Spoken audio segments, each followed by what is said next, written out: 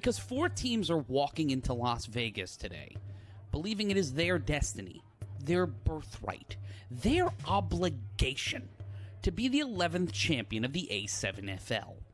For the Las Vegas Insomniacs, the last 2 seasons have seen them go from the champions no one saw coming to knocking on the door of history and doing something even Patrick Mahomes couldn't do.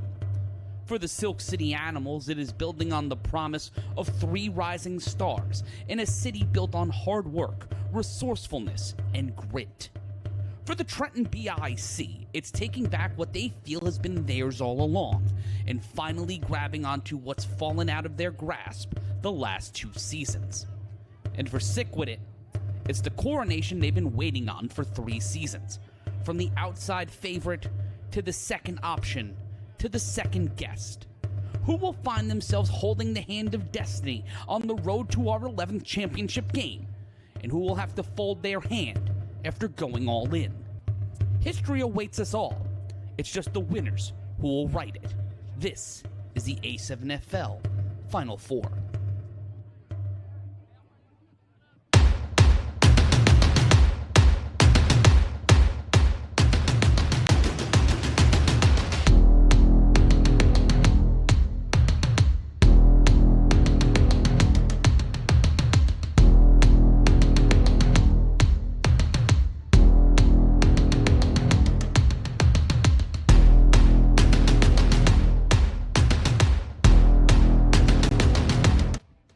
Matt Ryan here, and folks, we're going to get started with the BIC and Sickwidit in just a moment, but let's throw it to Dub Alvarez, who has the winning coach, James Burgoyne, of the Las Vegas Insomniacs. Let's go to them now. Dub?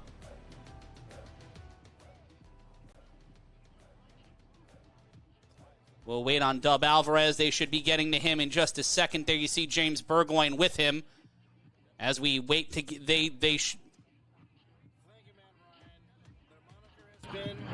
We're just better. Here with the head coach of the victorious Insomniacs, James Burgoyne. First off, coach, congratulations. Third straight here to the championship, but normally it's been for the normal category, but today it was the new blood. Prime, Shannon Allen, Megatron, William Coswell. How big were those 2 today on this victory? I mean, they're very good. I mean, we tried telling you guys we got better. I mean, y'all didn't believe. I know it sucked because the Las Vegas division actually got better. We just got that much more better. And that was unfortunate for them. You got to give it to David Tender and them. They were missing some good players, Manny Diaz and all that. He's hurt, playing hurt, but it's playoffs. Everybody plays hurt. Now, was the game plan to just attack the middle of the field? Because it just seems like the middle was wide open, and most of your touchdowns was in the middle of the field. Was that part of the game plan? This is what I try to tell everybody in this league that always gets on these lives and talks their shit and says, they don't do nothing special, Well, let me tell you what we do special. We adjust in-game better than any team in the A7FL. There's not a team that will out-adjust us during the game. Yeah, you saw we had some miscommunications and some, stupid shit that you probably never see from us. But you know what? Once we got out of our heads out of our ass and everybody started listening to each other instead of getting mad because it was 104 degrees outside, we started, flowing better. Well, we know that it'll be a rematch of some sort. It could be a rematch of last year against BIC, or it could be another matchup against Sickwidit. I know you guys really don't care who it is, but just from a coaching standpoint, what are you going to pay attention to in Game 2? I don't pay attention anymore. We played BIC and we played Sickwidit like 6 times. It's not the personal against either one of them. It's just like I said, we're going to be doing our stuff. We're going to play our game. We're going to make our adjustments. So they're going to have to make their adjustments to beat us. I know we'll make our adjustments to beat them. Well, you've heard the moniker. They're just better. And for the third straight year, they're in the championship game. There it is on the shirt. Coach James, congratulations. Good luck in 2 weeks. Back upstairs to Matt and Corey. Thank you, Dub. And after we get some soap and put them in some mouths, we're going to take a brief time out and we'll get you ready for BIC and Sickwidit.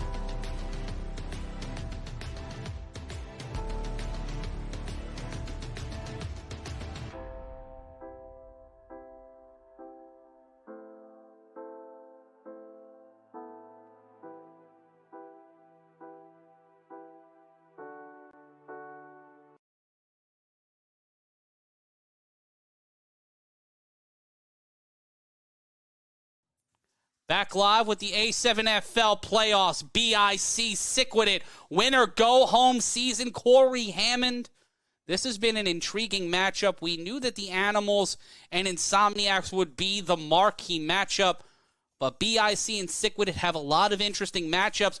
But when it comes down to it, and the thing that defined the first game was the quarterback position, David Tender not looking 100%.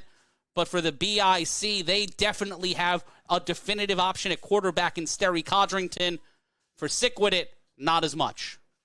Yeah, and for the BIC, they have plenty of players to watch at that position, starting with their quarterback, Sterry Codrington. Also to the guy known as everything on the roster, Mark Bagway. Ashanti Worthy can go out there and play quarterback, although he doesn't need to. Trey Robinson as well, Matt, can do the job. I haven't seen Kayston Campbell, but he's the league leader in receptions and touchdowns. And then it gets to the defense led by names, right? Isaac Negron, Deontay Henderson. Names. Yes, so many of them, and just the depth on this BIC team. But let's take a look at the players to watch on Sickwidit.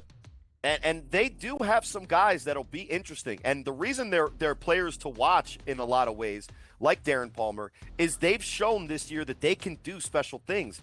The thing is that in the one opportunity that they had against a team of a similar ilk to BIC, they did not have what it takes to even stay close to the Insomniacs in that previous performance that they had in the regular season against the defending champs. And it will be interesting to see if they can step their game up absolutely when they need to against the defending East Coast champs, a team that brought the Insomniacs that we just saw win 60-26 to the brink in last year's championship game in Asbury Park. And we see that stat sheet waiting to get filled. The BIC battles Sickwidit and Corey Hammond. Defense, the depth, the BIC a lot of times this year have shown up with 14 guys, 15 guys. Today with 115, it feels like 115 on the field. What is it that the BIC are going to have to do today to keep their guys consistent, because they like playing both sides of the ball, especially Sterry Codrington? What can Kenny Stansberry do to get the Trenton BIC focused, locked in, and go into their second straight A7FL title game? If they want to walk out of here with the best case scenario, everybody healthy, everybody ready to go for the championship game, I think they want to get Sickwidit out of here, both out of the contention for a championship, but also out of their comfort zone and out of a level of confidence that they even want to perform in today's heat by the middle of the second quarter. If BIC is up 30-0 on Sickwidit early, a lot of guys are going to pack it in whether they leave or not. It's not going to be fun. But if Sickwidit can stay with BIC, it's the inverse of what we saw in the previous game. Sickwidit does want to have an Animals-type first-half performance, but here in today's Vegas heat, they're the ones that are more prepared to deal with that, basically living here and having to walk outside Monday through Sunday in this type of heat in the summertime. BIC, if they don't want to allow Sickwidit to kind of bite at their heels, stay at the game, keep it close, they're going to have to be effective in the air, and Sterry Codrington is going to have a bounce-back performance at quarterback and find his weapons and give himself a chance at that 8 that Scott Hamilton just reset. And when we look ahead to this matchup between the BIC and Sickwidit, a lot of it comes down to momentum.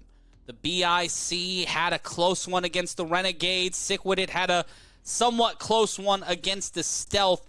But it does come down to that quarterback option, that quarterback conversation again.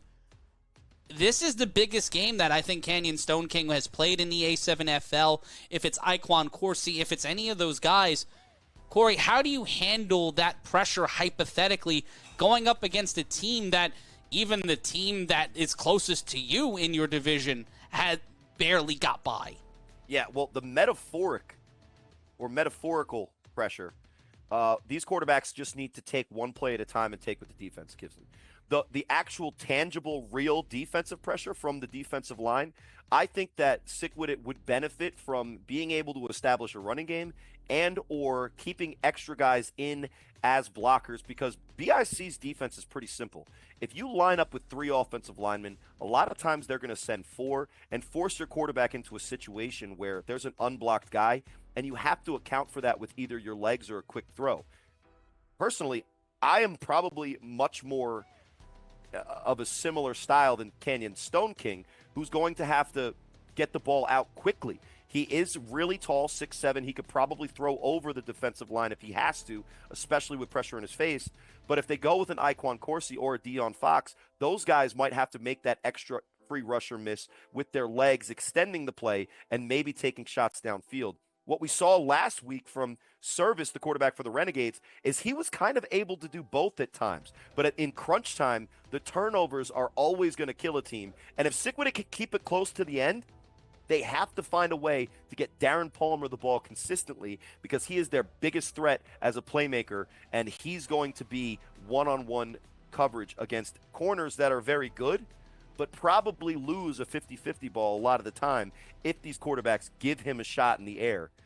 And look, it's going to be a tough task for Sickwidit. No question about it. I don't think they can block, and I don't think they can tackle BIC. But in this Vegas heat, anything can happen, and they're hoping for the chips to fall in their favor as we get ready for this 4 o'clock Vegas, 7 o'clock Eastern time game, which should be one to watch for sure. It certainly will, with Darren Palmer, Siobhan Richardson, guys who can return the ball like nobody's business for Sickwidit. And then you have Ashante Worthy, Mark Bagway, Kaysline Campbell, Trey Cohen, who can return it for the BIC. This is going to be a game you want to get your popcorn ready for. So many dynamic athletes, so many dynamic players. You're going to want to be a part of it here on the A7FL Games of the Week Playoff Edition. The Final Four live from Las Vegas. Matt Ryan joined by Corey Hammond, and will be joined by Chris Vera and Dub Alvarez throughout the broadcast. And Chris, as we go through this 4 o'clock / 7 o'clock game, what's the one thing that you're looking for, Chris Vera, that you want to see from Sickwidit today here in the A7FL playoffs? I want to see them be able to give their quarterback a little bit of time to throw the ball downfield. As you guys alluded to, they've got 2 wide receivers that could take it to the house at any given time, but they need to be able to give whoever's starting at quarterback for them a little bit of time to throw the ball. And I think that would be the difference if they can do that. And then, of course, the other side of that is winning in the trenches against a very talented BIC offensive line. So I'm very interested to see what goes on both sides of that, with both sides of that, to see if they can put pressure on BIC's quarterback and if they can give their quarterback time to throw. Corey, as we prepare for this game, we take lessons from the Insomniacs and Animals game. BIC have a habit of playing with their food. They keep things a little too close. If you're Kenny Stansberry, if you're Sterry Codrington, how do you make sure that, do you remind them, were they watching the 2024 championship on the plane? How are they getting ready? And when we return, we'll answer those questions and more. It's the A7FL Final Four. We get the teams on the field. We settle this with 60 minutes of ball on the other side of this. Stay right where you are.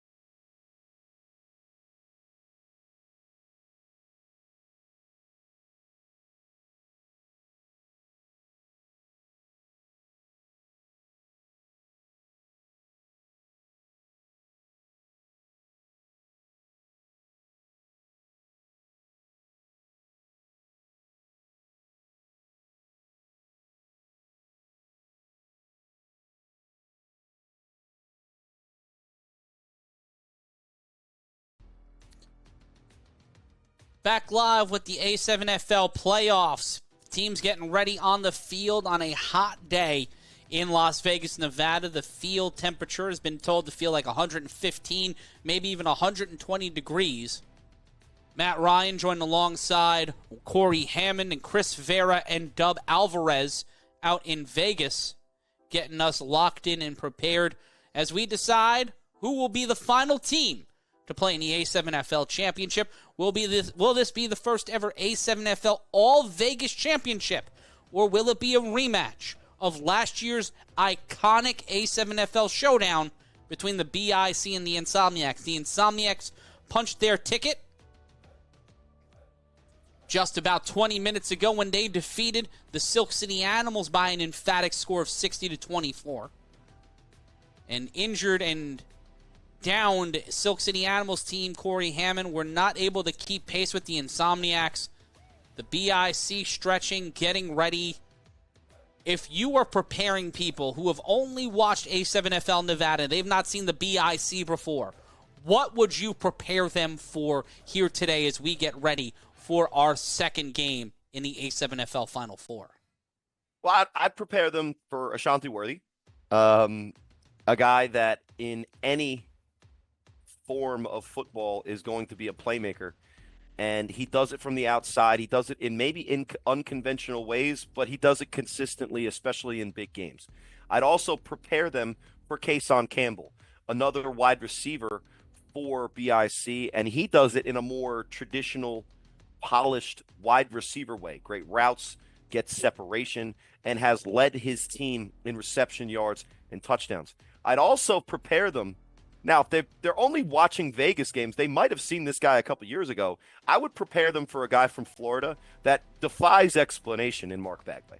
And then on the other side of the ball, on the defensive side, it's just a ton of guys that have bought into the Kenny Stansbury style of defense, which is as violently as you talk smack, bring it on the field so the team that you're facing across from you quits. And I don't know if Sickwidit has quit in them, but I know that BIC is going to try to make them. And in a hot day like this, in a situation where if things aren't going well, Sickwidit can look for a lot of ways out. I think BIC wants to give them that route by getting up on them early and making them reconsider how their workday is going to be on Monday if they continue to try and struggle against the inevitable. Here's the thing, though. One of the unsung heroes of this BIC team is a guy that is, here's Canyon Stone King getting ready, the tall quarterback, probably the tallest quarterback in the history of the A7FL. But Trey Robinson, a Vegas guy, plays for BIC, and after winning a championship with the Insomniacs 2 years ago, made the move, is in New Jersey, well, technically Pennsylvania is where he lives. He's playing for BIC. This is his first opportunity to return to where he started the dominance of his career, because he is a guy from PA, and we can talk about that maybe later. There's Big Mo Ramadan, and right next to him, that's that guy I was mentioning, Trey Robinson. And Trey Robinson is one of those guys for BIC that just fits where he's needed. He'll play defensive end. He'll return a kick. He'll throw it off. He'll play corner if he has to. He, a lot of times, will start at running back. And Matt, he may need a little protection from this Sickwidit team that might want to get a little revenge for the Vegas side. And I think you know a great way for him to protect himself. I certainly do, Corey. Folks, this game is brought to you by Gator Tech. Get more protected on the field with the Gator Skin Shiesty, shown to reduce concussion risk by up to 79%. This protective shiesty is engineered with absorption material to help keep you safer during high-impact hits. Visit G8RTech.com. That's G8RTech.com, and use the code A7FL25 for 10% off today. Matt Ryan joined alongside Corey Hammond. I also wonder, because I've seen one of the running backs that Sickwidit uses, Fika Tuli. When he gets free, he could be a dangerous runner. I wonder if Sickwidit is going to try to feature him early on in this game, especially with the way that the weather is shaped up, or by weather I mean the uninhibited sunlight beaming down at record-breaking heat on top of the shoulders of these football players. because I've seen this guy Fika do some special things in Vegas on Vegas action.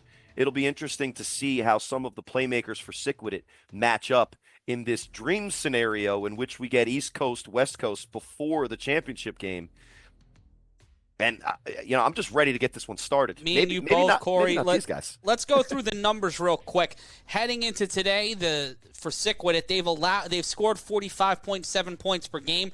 They've only allowed 14.6. That's 31.1 net points allowed for the BIC. They've been averaging 41.4 points per game, giving up 26.8. Not really what you want as a defense, but still scoring enough to compensate it. Plus 14.6 on the net points. Vaughn Richardson for Sickwidit on the year has got 11 receiving touchdowns, 620 yards, but that man right there, Ashante Worthy, will return the ball here on Cadence Field for the first time in Las Vegas. We get a dose of Hollywood, Corey. Yeah, and it'll be interesting to see how he adjusts earlier in the 4 o'clock Eastern, 1 o'clock Eastern time game here on the same field, in the same direction. Quani Morgan, another electric 3-on-1 returner, had trouble getting his footing on those sharp cuts. It'll be interesting to see how Ashante attacks this 3-on-1 from Sickwidit, but we all know he could start a game off with a bang.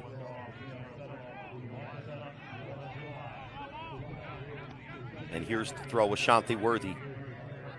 20. Worthy gets through the 40, gets around the 45. Ashante Worthy to the 50. He is brought down around the 45. The 35. And Ashante Worthy on the first play before scrimmage, Corey Hammond, nearly lights the lamp.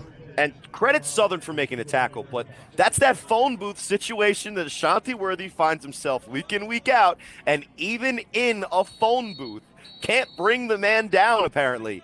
And to start the game off with what seemed to be what would have been a run-of-the-mill return tackled about the BIC 30, he makes that one back cut, finds some space, and gets to the opposing 35.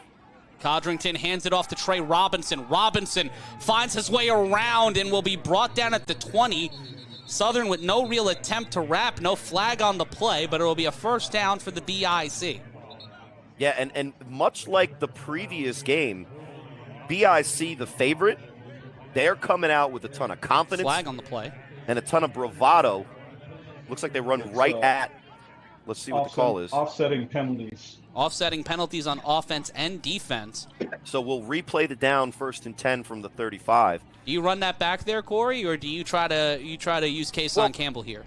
The DNA of BIC is to, if there is some type of vendetta from a player to a former team or a former state, that they feature that guy because they know that extra emotion will spread to the rest of the team. So knowing BIC like I do, they are going to, when they can, try to feature Trey Robinson. They empty the backfield.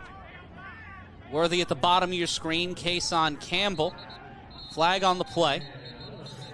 That's probably going to be another penalty, but this time no offset, false start. So it'll be 1st and 15, not 1st and 20 for the BIC. BIC tried to get Sickwidit off their back foot early, but 2 penalties, one offsetting and the other non-offsetting, set the stage for a long way to go after the return from Worthy. And what I was told from Vegas insiders, live with 2-5, known as one name, Knox, Dub, and Chris, who are also on the broadcast, that the Sickwidit defensive line could get a ton of pressure here as they are talented and have the guys. We'll see how they can do against this BIC offensive line. On the play, that's caught almost. Skylar Lash almost caught that one. Yeah, no one was expecting him to break free, including himself. Much like the Spanish Inquisition, no one expected Skylar Lash on that play. It'll be 2nd down. And I think the on the screen it says 1st and 25. It'll change probably to 2nd and 25. I think it's actually 2nd and 15. Those offsetting penalties did not result in a loss of yardage for either team. But a great play call early on. They just can't get it done. And destruction on the back of the jersey for the tight end there. Destroys the play by not making the grab. Lash an eligible receiver. Sterry Codrington gets it to Worthy. Worthy on the Too much one-on-one. space. That man will have his shirt taken away, but we'll get to the 21 and a flag on the play. Not sure what the flag is there, but if you're going to cover Ashanti Worthy, you can't give him a 9-yard cushion and then wait for him to attack you. But, an attempt at a tackle was made. Really just a shirt alteration. And this is just easy football. You can't give this man that much space and expect to do anything other than just rip at his clothing. Too elusive. Sickwidit alterations coming through with making sure that wasn't a 6 by Worthy. Number 21, Dion Southern, on the tailoring. Now, he made the tackle on the 3-on-1. He's seen the speed firsthand. And it looks like it was a penalty against Sickwidit because BIC is much closer than they were. It'll be first and might as well be goal. In motion. The toss, that's Kason Campbell.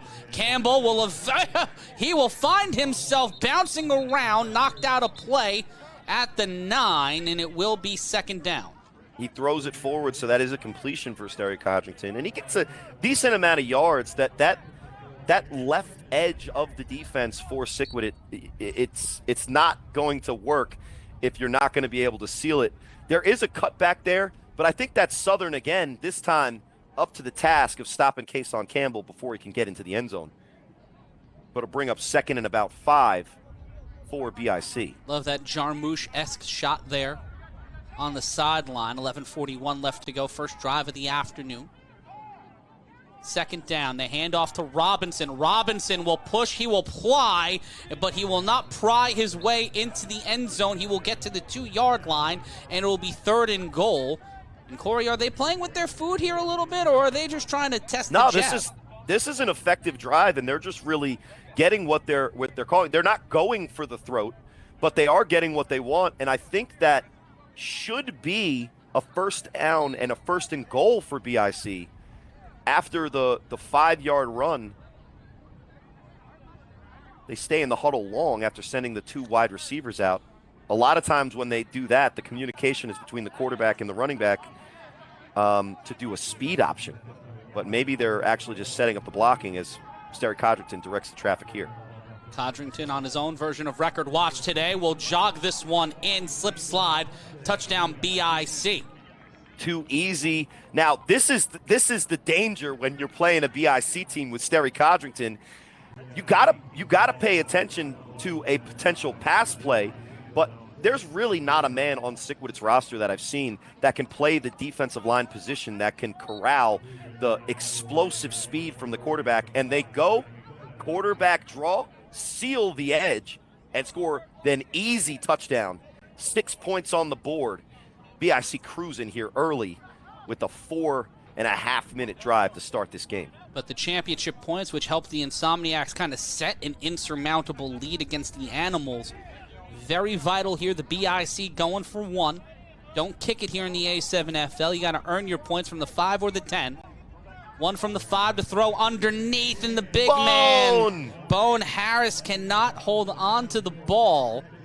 So the BIC get the score. It is 6-0 with 10:37 left to go. When we return, we see why they're so sick. Sickwidit gets the ball on the greatest play in football, the funnest play in football, the 3-on-1.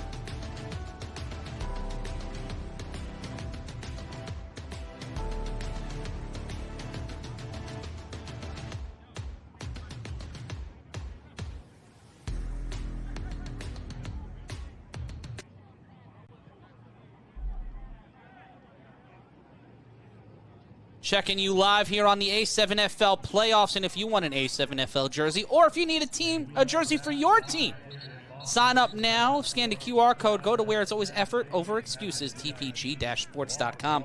That's tpg-sports.com. Matt Ryan, and there's Dwan Williams about to throw it off with the BIC, up 6-0. I'm joined by Corey Hammond. Dub Alvarez and Chris Vera are out in Vegas, and they are joining us as well for the 3-on-1 return. That one caught inside the 20. Here's an opportunity. Curtis Pac-Man Jones. Not that Pac-Man Jones, but he gets the return here, number 7. If it was the other Pac-Man Jones, we'd have a lot more problems right now. But Curtis Jones on the return, a solid one there, as Canyon Stone King, the lanky gentleman who made his rookie debut earlier this season, walks out to the line against the BIC. And Corey,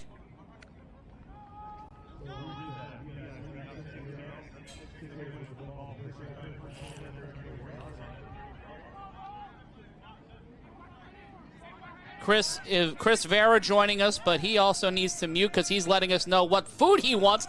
Stone King trying to eat early, gets to Siobhan Richardson. Richardson with the catch and the first down. Oh, pardon me, that was Darren Palmer.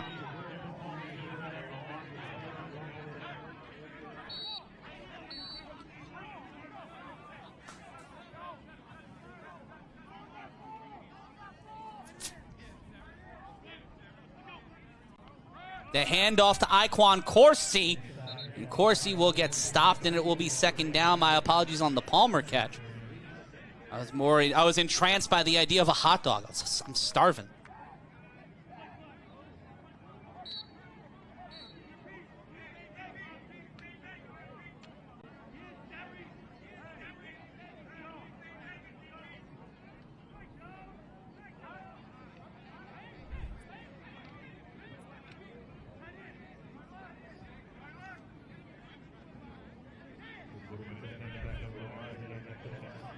Palmer at the top of your screen. Richardson at the bottom, the snap. Stone King launches this one deep, and that one's a little too far downfield. And Richardson looking for a flag.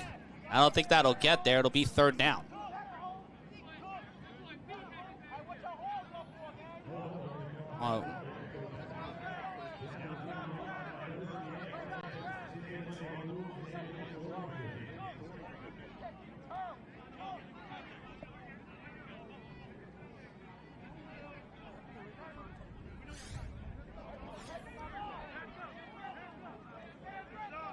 Looks like Sickwidit will take a step back.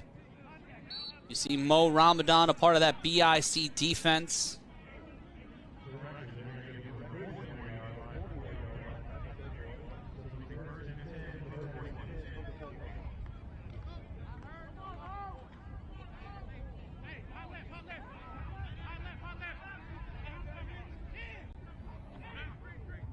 The pressure, the screen, immediately met by the BIC defense, and they will be stopped behind the line.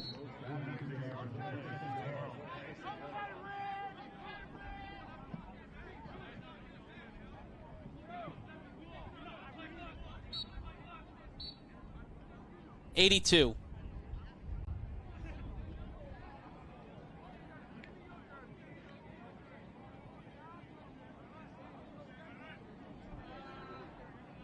You got Ole Bell, too, on the defensive line.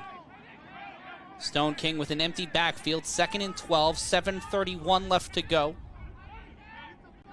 The snap, Stone King, pressure flag.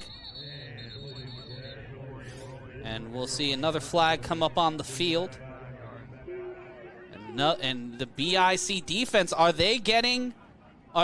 Corey, are they getting inside the head of the Sickwidit offense? I mean, when you go on a set-go count, it's hard to go off sides for both of the sides of the ball. But 2nd and 17 for Sickwidit. Snap, Stone King under pressure, caught, opportunity, nice. First down, he's still up. Can he get there? Siobhan Richardson will not be denied. This man will not be tackled. Takes Kason Campbell and a whole village to bring that man down. First down, Sickwidit. and you see what Canyon Stone King can do.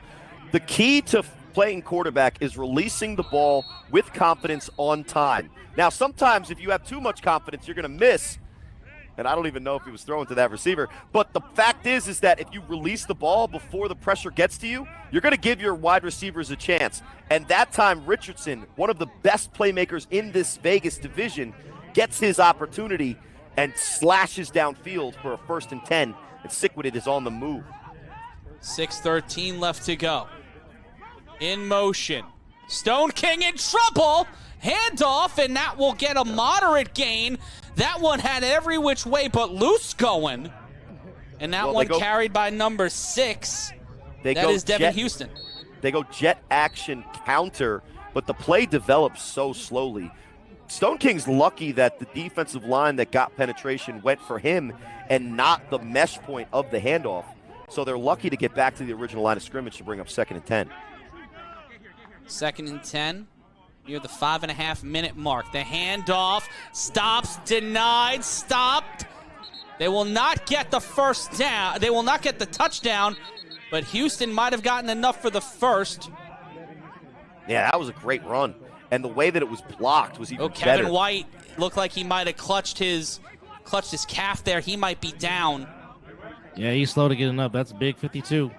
Oh, pardon me. That's number 52. Ain't that K-Wack? Oh, if that's Carnell Wachter. I saw no, 82. I'm sorry. It's 82. You're right. It's 82. He's back up and he's got a cramp. Yeah, big Mook and White kind of collided there. We'll take a brief timeout, and when we return, we'll have more action for you. Sickwidit driving. Can the BIC get the stop? We'll find out after this. It's the A7FL Final Four.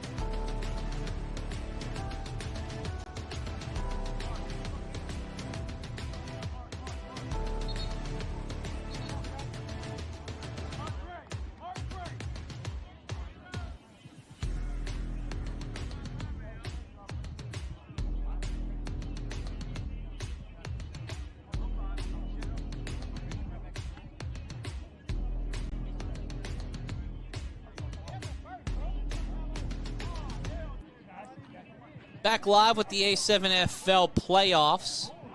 Matt Ryan joined alongside Corey Hammond, and we have expert analysis from Chris Vera and Dub Alvarez out in Nevada.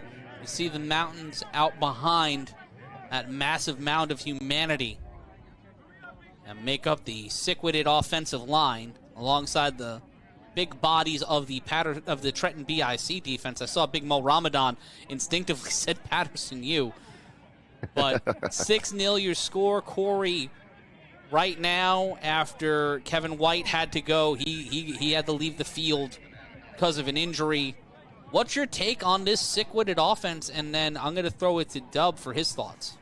Yeah, it's a great drive. That's all you really need to say, because there's pressure in Canyon Stone King's face, but credit Mark Gray as the play caller, calling plays that are actually going to work. David Tender in the previous game was throwing deep passes on every play with no blocking. Now, the blocking hasn't been perfect for Sickwidit, but they've made up for that deficit by getting the ball out of the quarterback's hands into their playmakers' hands, and that passing game has opened up, at least on one play, the running play that we just saw convert to get to 1st and goal. So Sickwidit right now, they have a game plan that is, so far at least, early on in this game, proving to be extremely effective against BIC. And their offense is going to have to score points if they want a chance in this game. And they've shown, at least early, that they're up to the task on the offensive side of the ball. Dub? Well, I always say great things happen when you find Darren Palmer, and finding Palmer and reasons to lead the run to W's. But I also would say utilize William Alexander, formerly of the Force last season, because he runs physical, runs tough, can get those inside yards. But don't be surprised if you see the Big Ooze, Big Sal, get the ball on this next play since he's in there on the line.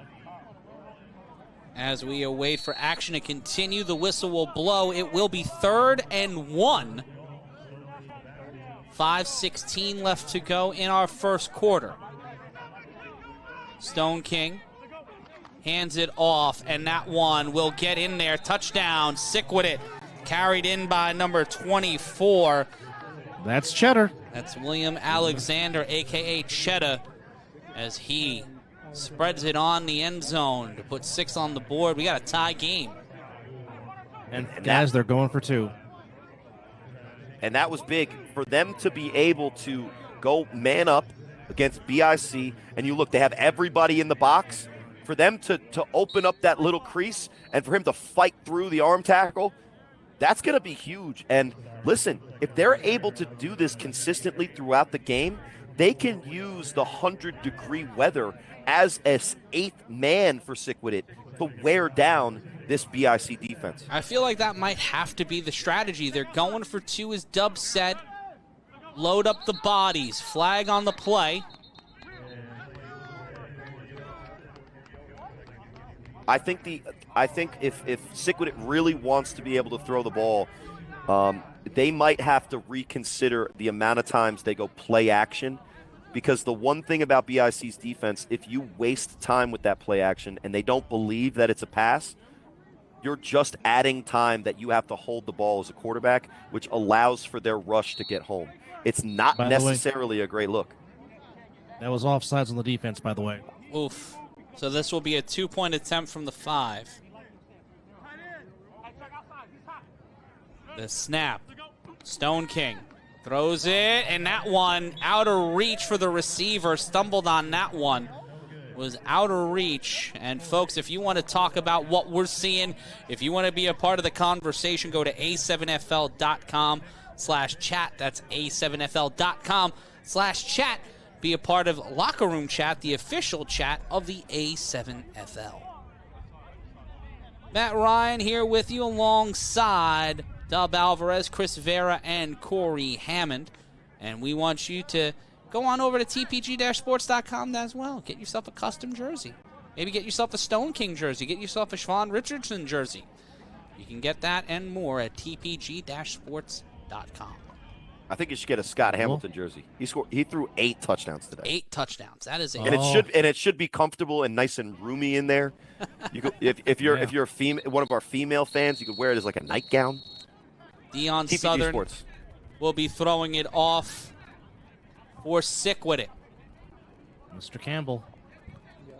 And it will be Kason Campbell returning it for the BIC. Campbell will return this one from the 25. He gets past one layer of defense, but will not be able to keep the momentum. Gets tripped up and brought down at the 40. And it you will see the be worm? 1st and 10. You see the worm? Hey, could somebody get that worm? Is it Dr. Worm? Well, I don't know which worm it is, but that worm was getting guys in the first game. Every single 3-on-1. Or was it Scotty Tuhati? Oof. Shout out Scott Garland. It could be him. Could have been Earthworm Jim. Could have been him. It could have been Dennis Rodman at this point. I don't know. Well, there is a guy named Dennis Rodman on the BIC. 1st and 10 for the defending Eastern Conference champions. Look at the cushion on Shanti Worthy. That's just disrespectful. You don't treat that young man like that. Actually cover him. I don't care who's covering him. That's not covering him if you're 9 yards back. Codrington snaps the ball. In trouble. Low bridge the defender, but he will be sacked. And that is number 23. Yeah, that was Betts. Marcus Betts on the tackle. Known at times in this league for playing wide receiver. This time he's playing defensive end. And it looks like K-Wack missed the block, so it's 2 free rushers. And nothing Sterry Codrington could do right now. Look, Sickwidit took the punch to the face as this game started. And they've had a couple of counters. BIC better figure it out. 2nd and 19. 3:55 left to go in the first. BIC. Skylar Got to Lash be careful if they bring that extra pressure. designates himself.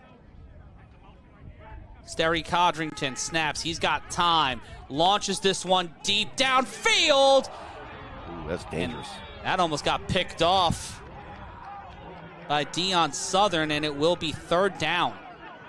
And Trey Cohen's upset for whatever reason, but the pass was more likely to be caught from Sickwidit than anybody on BIC.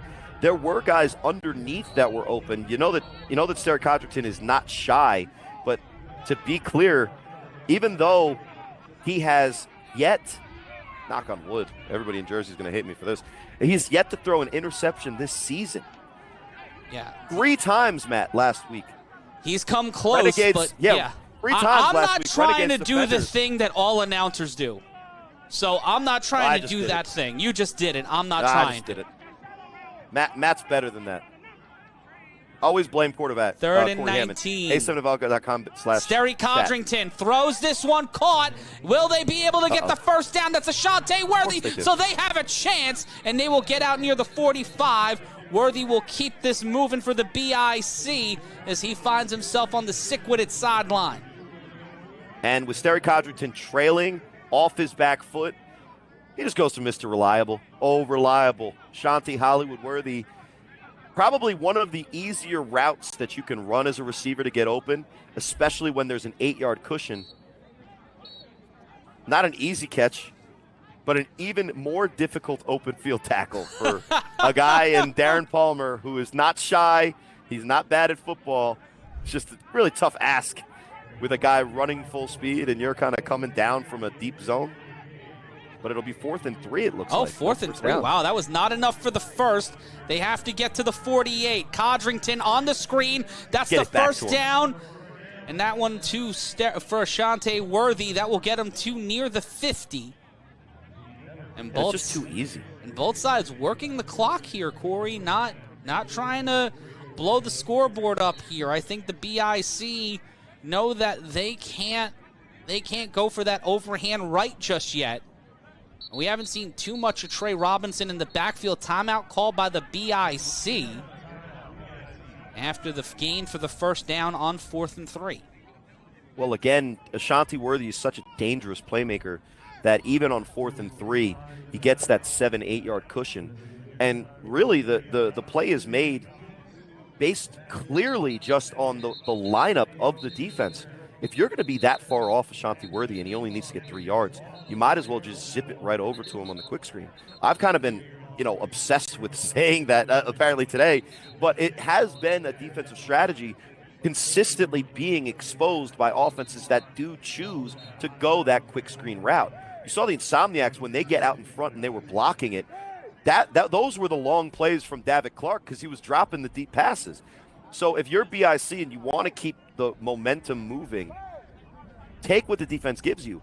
But if I'm Sickwidit, if I really want to win this game and not just stay close, force Sterry Codrington, who last week may have had one of his worst starts in the A7FL against the Renegades, make him complete that deep pass with pressure in his face. Because if you keep giving him the check down to Ashante Worthy, you're not going to be able to tackle Ashante Worthy in open field before he gets the yards that makes it a damaging situation against you. 1st and 10. Conversation between Codrington and the tight end. The snap. Robinson. That's kept by Codrington. And Codrington faked out everybody there. Faked out everybody except maybe one guy on Sickwidit. And that should be enough to keep the party moving and another first down for BIC. That Sterry's kind of given Trey Cohen the business, who was a blocker out there, setting it up. Now, what we saw from Sterry is he was adjusting what the offensive line was going to do on that play because it was a read on the outside man. It was a great read. And Sterry just expects Trey to try to get a block. You got to give him credit for not getting called for the clip on that play, but it's 2nd and 4. 2nd and 4. Codrington will now give this one to Robinson. Robinson Pulls to the inside after pulling to the outside. Will go further in. Will get near the 35. Will be marked down at maybe the 38. And the BIC will continue to walk down this first quarter. And that might be the last play of this first quarter. Not sure how many yards Trey Robinson got on this play, but look at the patience. Because there was a couple of spots that maybe Trey Robinson attacks and gets tackled, but he was really looking to try to find the open hole and making Sickwidit work for it. But credit to defense for rallying and making the tackle before Trey Robinson could really get busy downfield. Matt Ryan joined alongside Corey Hammond, and that is the end of our first quarter. It's tied at 6, but we have 45 minutes of football left for you. We continue the action on the other side of this. Stay right where you are.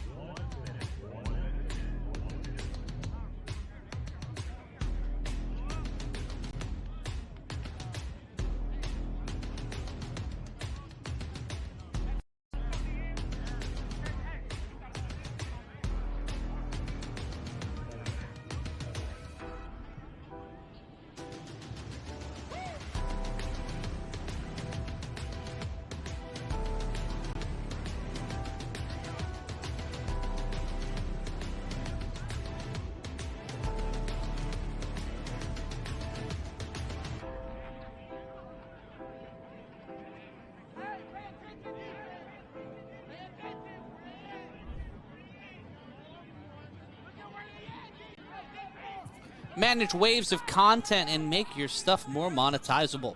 See what Scene can do for you and your business by scanning the QR code and being a part of it at SEEN.com. That's SEEEN. That's SEEN.com. 1st and 10, fresh set of downs in the second quarter.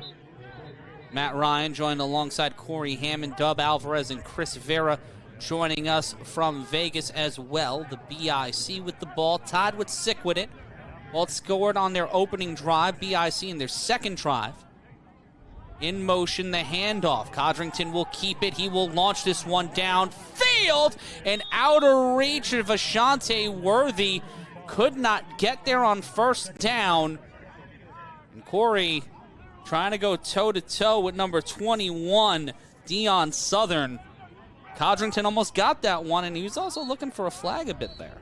Yeah, I mean, honestly, the coverage was kind of there for the type of play that it was and where Southern lined up to begin with the play. Sterry had to put it out past Southern. It was good enough coverage to make sure that Ashante Worthy doesn't catch that for an easy touchdown. But again, Ashante was lined up with a guy 9 yards off of him. 2nd and 10. That's a handoff to Trey Cohen. Cohen will get brought down emphatically after a moderate game, but will get right back up. He takes a licking and keeps on ticking. It will be 3rd and moderate for the defending Eastern Conference champions. And Darren Palmer is known in this league for being a wide receiver. At UNLV, he was actually a defensive back. So yes, he was. Trey Cohen gets the catch there. It's technically a pass, and it looks like he might have some space. But no, sir, not going to work. And of all the attributes Trey Cohen has, his weight is not one that he puts in the positive. And he's able to be picked up and slammed down, bringing up 3rd and 7 for BIC. Another 3rd and long for the defending Eastern Conference champions. The underneath screen to Ashante Worthy. Breaks down the internet, slows things down, but he finds a way to break through the internet. He finds a way to get into the end zone. Touchdown, BIC. Trenton takes the lead back. You can't give him that much space. I think the 10 Commandments say, do not covet thy neighbor's receiver. And I feel like I'm breaking that commandment because that is just the easiest way to score a touchdown in the A7FL. But credit K-Wack for getting out in front of the quick screen to make the block on Darren Palmer to spring it. But when Ashante Worthy's out there with a 10-yard cushion, you're asking to get 6 points put on you. Yeah. He's too elusive. You just cannot give him that much space. Otherwise, well, you just saw the results. And we are dealing with technical difficulties. We're gonna be back in Las Vegas in just a moment. Don't worry, folks. We're here with you live on the A7FL playoffs. Matt Ryan here with you as we're getting you back to the live action in Las Vegas in just a moment. We're trying to get that to you. Our apologies. And we are back live, and seems like we're waiting on a call on the extra point. Our apologies on that. The conversion was good. And the conversion was good. And it will be, I believe, 13-6. Yes, 13-6 is the score. 13-6 is your score in Las Vegas. The Trenton BIC take the lead here in Nevada. It will be the Sickwidit return team out there in the form of number 23. That is Marcus Betts, who had the sack on Sterry Codrington earlier in the game. Looking to get a stop, but we will take a brief timeout, and when we return, it'll be the most exciting play in football. It's the A7FL playoffs. The heat, don't let it get to you. Stay right where you are.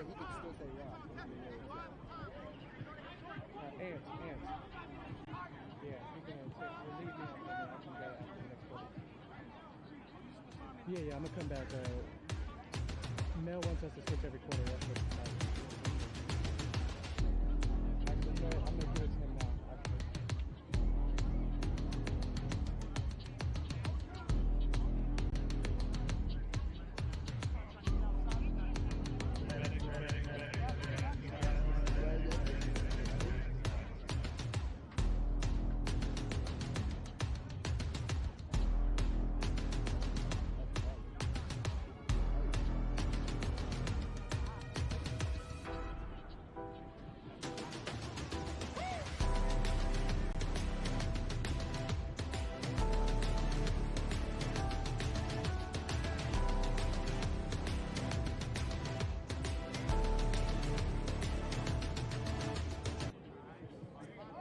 Thirteen to 6 your score, and here is how Ashante Worthy put 6 on the board. Dub Alvarez said it. Don't give that man too much daylight. You give him an inch, he will take 100 yards if he needs to and put 6 on the board. The whole entire field. And then some. He just might start taking random real estate. He'll play Monopoly. He'll take Park Place like that. He will collect his $200 for sure. Marcus Betts looking to collect $200 and go past the end zone here, trying to cross go as the 3-on-1 return is set up for Sickwidit, the 2024 Nevada Division champions, looking to go to their first A7FL championship in their 3rd season, and Betts will be stopped. They try to strip him, but Betts will pull forward to get to the 35.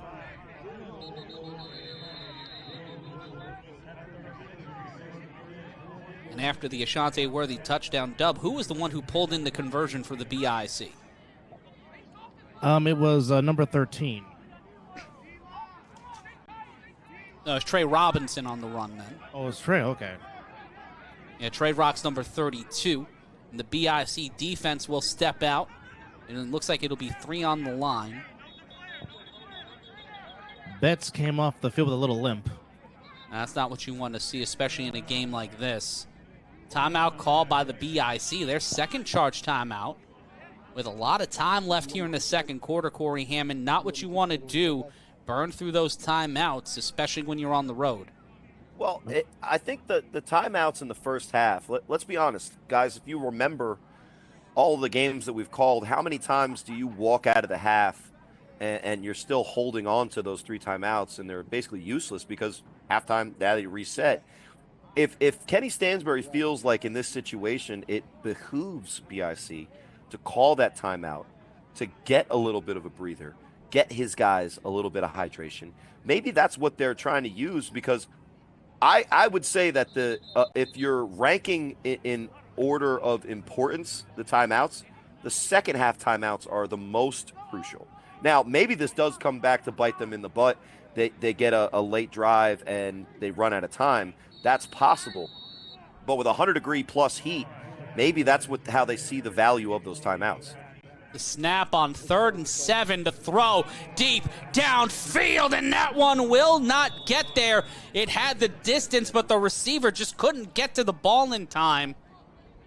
And yeah, Stone King put air underneath it, hoping that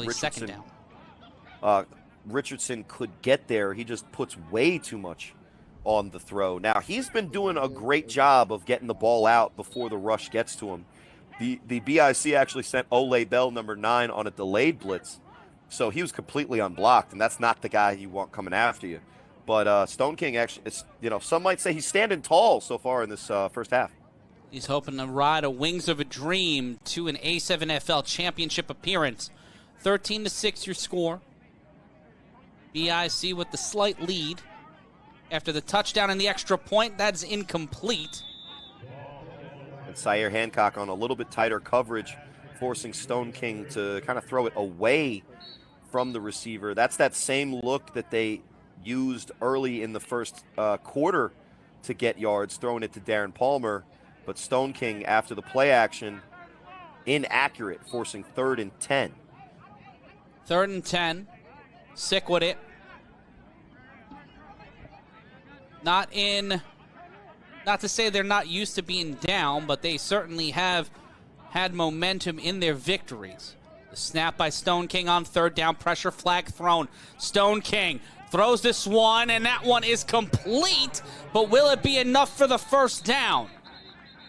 Well, Stone King kept the play alive with his legs and kept his eyes downfield. But a flag on Sickwidit, it seems. So that play... It's either going to be illegal motion or a holding call based on where it was thrown. That was a pretty impressive play from Stone King, who's not known for his escapability. The walls were closing in on each side of him, much like an illegal shift was the call, Corey. Yeah, it was that motion from the running back going vertical and not getting set. It's not arena, but 3rd and 15. They're only going to have 3 guys blocking. And Ole Bell comes right in. That one's incomplete. He felt the heat from the man from Jersey. Ole Bell wanted to go back to win his first A7FL championship. The all-decade player and certified Hall of Famer. Looking to add that to his resume. It'll be 4th and 15. And they will go for the 3-on-1 throw-off. Yeah, smartly, Sickwidit. That's a leader, Canyon Stone King, giving his players daps, giving them credit. Previous game, we won't mention who, but, when things weren't going well, guys were starting to point fingers at each other on the sideline. That's not where you want to be. But I think this is the right decision, 4th and 15. They just have to execute and make sure they throw it out of bounds and not give one of the dangerous returners for BIC an opportunity. Don't give the GOAT a chance to run it. And this has been the weak spot for Sickwidit against the Gold, against the Hunters, against the Insomniacs, against all competition, has been their 3-on-1 return defense. Oh, no. And here comes a 3-on-1 return for the BIC. That one will bounce. That is a live ball, and that is Ashante Worthy. Ashante Worthy through the first 2 defenders. Tries to get past the 3rd. He cannot, but will get to the 45. And the BIC, after forcing a 4th and 15, will get solid starting position with a lot of time left here in the second quarter. And that's just poor execution, because if you throw that out of bounds, even if you throw a short pass that doesn't get distance out of bounds, you're not leaving yourself open to an opportunity at 6 for the other team. Now, it is a great play from Southern to make the tackle on Ashanti Worthy. That's the second time he's done so on a 3-on-1. But when you're facing the fourth down change of possession 3-on-1, you can throw that thing out of bounds. Don't give Ashanti Worthy a chance. You saw what happened on the quick screen. 1st and 10. BIC with the 7-point lead. 2-score game, a 1 and an extra point for the defending Eastern Conference champions. The handoff, and that is Robinson. Robinson bounces off of the first layer of protection, but won't get too far, and it'll be 2nd down, and the cameraman got caught up in the limelight, and it will be 2nd down. Nice tackle there by Fees. The way that Trey Robinson was running there, maybe the cameraman assumed he was going to get free because he breaks the first tackle. It's just once he stops his momentum after the cutback, Sickwidit's able to corral him. That's a great spin move, but an even better open field tackle here by Fees. Yeah, Aaron Feaster in on the tackle. We'll make it 2nd down. 2nd and 9. Only a yard gain on that play. Codrington throws it underneath. Trey Cohen looked for it going one way. The ball was going the other, and Sterry Codrington keeps a certain thing going, and it will be 3rd down. Sterry expected Trey to stop on a dime right at that spot, throws it on time.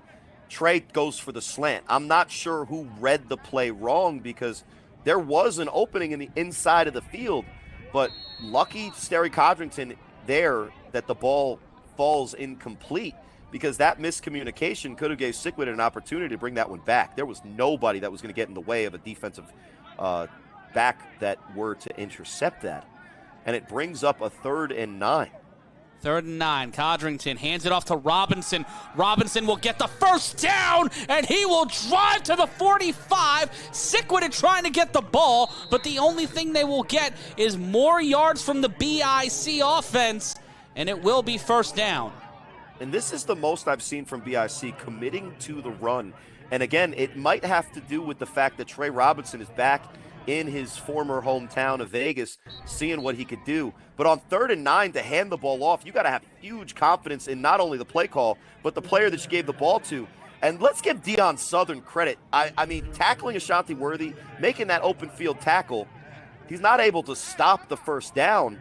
That is a great open field tackle. A tough situation. A lot of space for those wide receivers, though, Corey. Timeout called by Sickwidit. That'll be their first charge timeout. And they had Big Mook, Matt, in the backfield. Oh, and baby. For those who don't know Big Mook's body of work, that is the man that caught the ball. Terheem Duran. You can find that in the A7FL Instagram archives. 2 more games left together. Matt Ryan, Corey Hammond with you in our 2025 A7FL season. This is the penultimate game of our season. You can get your A7FL championship tickets. We'll have more information on that following this game, where the A7FL championship will take place, because obviously if it's East versus West, we'll be heading back out to Jersey. If it's West versus West, we will be remaining right here in Vegas. We'll have more info on that as soon as we decide the 2 champions in the A7, 2 teams playing for 11th A7FL championship. We know that guy down there. Who's that guy? Who's that guy? Is that Munch? That was Eric Shufit Jr. I don't know the context of that play. Was he just making it? Was he mogging as the brain rot term is that what it is now? I saw. I don't know. Honestly, these AI characters. Is it mewing or mogging? Mewing? I guess. I don't know. I'm old. He's looking awesome. Happy Best Friend Day, Corey. Big Mook set up to the left. The handoff. Play action. Mook set up the block. The throw. Incomplete. It will be 2nd down. I don't even know what they were trying to do there. Credit Sickwidit for forcing that play. But Sterry's been a little off the past 2 weeks. And not that the defenses that he's been playing haven't forced some of that, being off a little bit. But I think if you're BIC, you want to try to give him some of those real easy go-to plays, get his confidence back, get his momentum moving in the right way, and then take those shots downfield, because they'll be there. 2nd and 10. Codrington with time. Throws underneath. And that is another shot at a first down, and that is, I believe, Kason Campbell on the catch.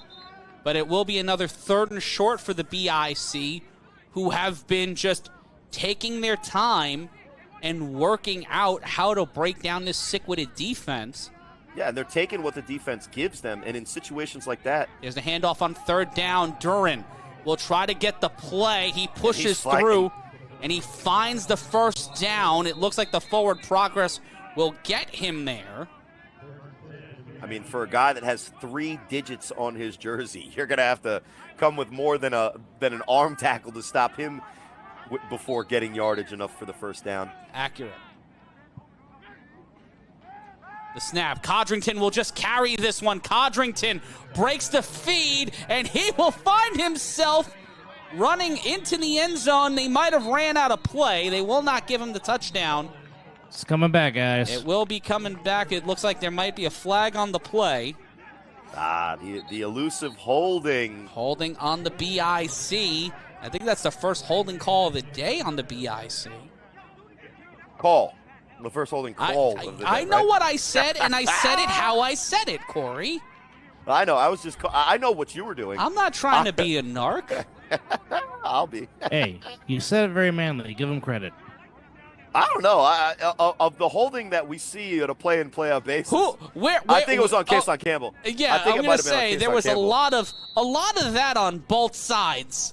Not to be a guy who's on News Nation, but you know, it is going to be 1st and 10 after the penalty. Look at the coverage on the slot receiver there. 2 wide receiver. Yeah, that just 10 yards is just too much. Watch Trey Cohen. Just watch Trey Cohen, number 11. But Codrington will keep it. Codrington will bounce. He will spin around, and that will be a back to the line of scrimmage play. It'll be 2nd and 10, if not 2nd and 11. And that was just a great read from the defense, because when they send Trey Robinson in motion on the jet, there was not one of the players on Sickwidit that broke contain on that left side. So when Sterry Codrington completed the fake, he thought he might be able to take off for 6, but the edge was completely sealed, and he almost slipped on his face cutting back. It was so covered. It'll bring up 3rd and 4. The handoff on 3rd down. Bing bong. Is that enough? I don't think it is. It's not enough there. Trey Robinson is running tough today, and I don't know what he's talking about there. Those are your shins. But here's the thing about the A7FL, and it says 3rd and 1 on our screen. I'm not sure. I believe it's going to be 4th down. But here's the thing. This play, in a lot of situations, in 11-on-11 football, is a great play from the defense, forces the offense to kick a field goal. Well, there's no soccer in the A7FL, so now BIC puts Bone in at running back to convert it. Bone Harris needs to get a yard. He extends, and it looks like he did, so the BIC will continue. I believe they got the ball at the 10.5-minute mark and have just walked slowly down the field. They have taken a leisurely stroll down the strip, as it'll be 1st and 10. And the clock should not have stopped here unless the Sickwidit took a timeout. Well, it's interesting. Who does that benefit? The long drives from BIC, who are having to deal with the heat in a different way than Sickwidit. Codrington. Snap, handoff. The flag on the play. It looked like someone might have jumped the line. This might be a free play. Yeah, it looks like it's going to be on the defense. They crossed the neutral zone before Sterry Codrington called go. And it seems like what has bedeviled the defensive lines for the past few seasons with Sterry Codrington and how he does his downset go might be affecting the cadence of the Sickwidit defensive line. Well, to go behind the scenes there, because we don't have a center quarterback exchange, none of these quarterbacks are going to go hut and try to get you off sides with a hard cadence. But what you can do is change the timing from your normal cadence if you notice guys are trying to jump the snap. So if your cadence is set, go every time, and that's the timing, a lot of times the way to get them to jump is to go sit, go, and they'll jump early. And maybe that's sound what like happened Michael there. Jordan doing a Gatorade commercial. Got it. The handoff. Codrington Double. gets it over, slip, slide. The big man does not take it to the house, but gets inside the 10. Bone Harris is down. He might be hurt. He'll get up slowly, but a flag on the play. Is this enough to get the BIC to move forward or move back? I think the penalty, and I might be wrong, is unnecessary roughness, because when you make a tackle in the A7FL, you have to make a wrap attempt. I know that nobody's wearing pads here, and there's a lot of physical football going on, but there are rules for safety. And it does look like he's maybe looking for a wrap there, and that's Pac-Man Jones. I'm not sure what the call is here. It says illegal shift. But that was the one from earlier. Oh, there you go. My bad. But shout out to our producers today on highlights and falderall. Zach Morgan making sure we stay on the air. Alex Soberman making sure we play everything right is David Soberman, our director. On stats and information is Cole Gardella. Managing the store in Las Vegas is Ryan DePaul and Mel Carey, alongside a wonderful cast of thousands who join us every single week. Thank you so much for being a part of this. We are at the 2-minute warning. We'll take a brief time out, and the BIC have found a way to slow down time and speed it up all at the same way. They try to punch it in on the other side of this.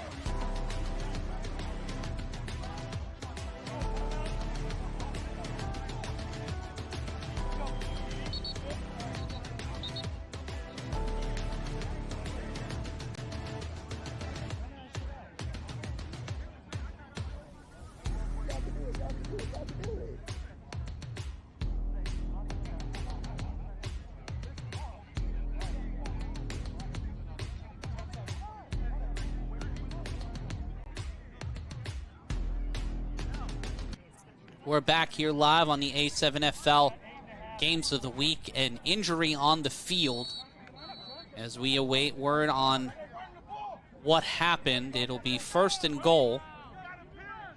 BIC looking to score. The toss, that's to Robinson. Robinson will be met at the line, but he will find his way in there. Trey Robinson, a.k.a. Superman, will not meet his kryptonite today. Touchdown, BIC, and you see Carnell Wachter needing some water.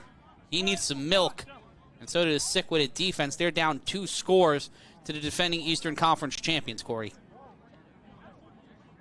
Bad choice. But, look, they set it up perfectly.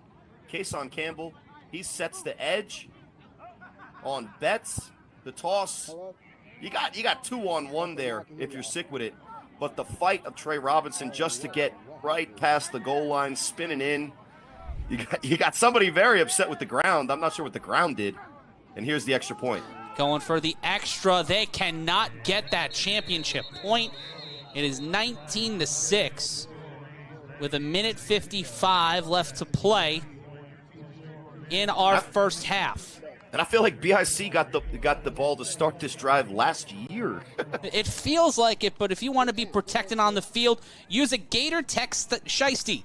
Get more protected with a Gator Skin Shiesty, and proven to protect you up to 79% in hard-hitting situations. Learn more and get 10% off by using the code A7FL25. That's A7FL25 by scanning the QR code now or going to G8R Tech. That's Gator Tech, G8RTech.com. Matt Ryan joined alongside Corey Hammond, Chris Vera, and Dub Alvarez. It'll be Sickwidit returning the ball here. It'll be Iquan Corsi set to return, and Dub, Iquan's been a guy that has been a gadget player for Sickwidit this season. Quarterback, running back, returner. He's been everywhere and anywhere. What do you expect? Oh, definitely a trick of all trades, and definitely is capable of bringing one back. Well, let's see what he does. And it seems like we will have to return here. Dead ball play, and here's an opportunity for Iquan Corsi on an untimed down. Gets around one returner. Can he get past the second? He goes backwards. He is trying to ship shape. He's trying to go. He's trying to blip blap. He's trying to huss. He finds himself at the 40. A solid return for Corsi, but not enough to put points on the board. And there's a house in the background that looks like a face. That is very weird. 1st and 10, Sickwidit. It's watching. And Corey, Hey, fellas. Your favorite nickname for Lavish T, he's actually on the sideline cheering on his former teammates. Hey, great to hear. Great to see Lavish. And we take a look. And we take a look at the replay here. Lavish T, if he was returning it here for Sickwidit, it would have been an interesting conversation. And we are looking at a replay, as it seems like Sickwidit scored a touchdown.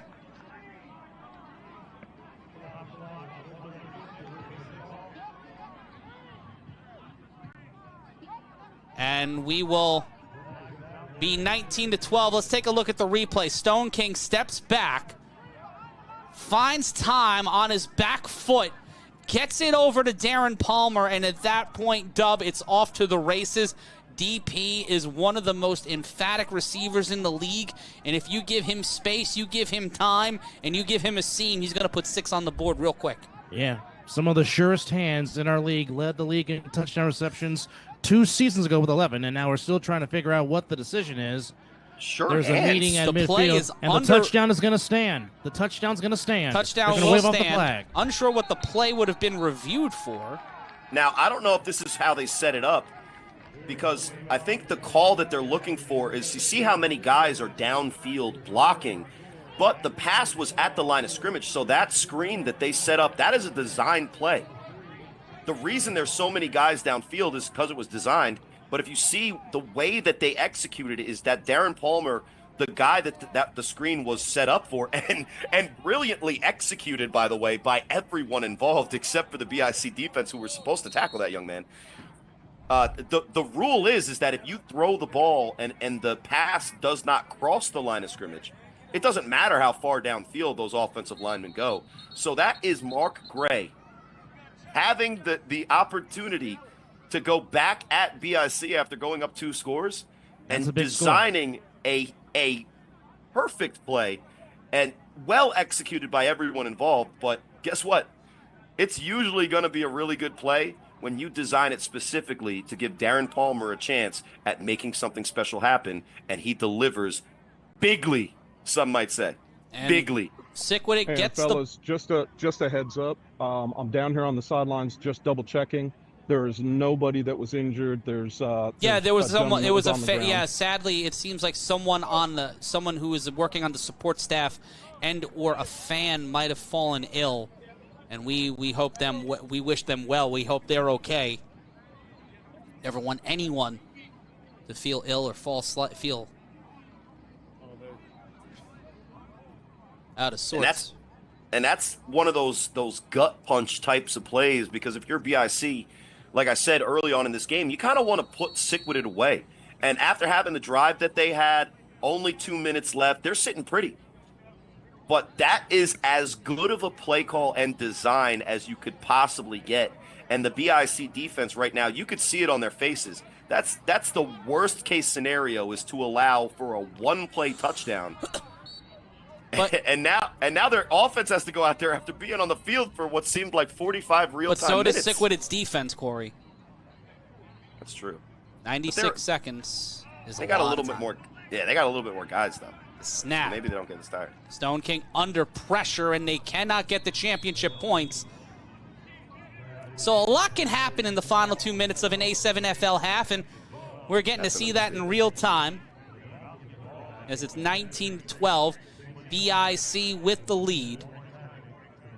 And now, if you to want your to point earlier, oh, my bad. If you want to be a part of the conversation, let us know. Download the A7FL chat through Locker Room Chat. Go to a7fl.com/chat. That's a7fl.com/chat. Download Locker Room Chat for absolutely free. That is a7fl.com/chat. Matt Ryan joined alongside Corey Hammond. Corey, you were going to make a point before I went into the ad read.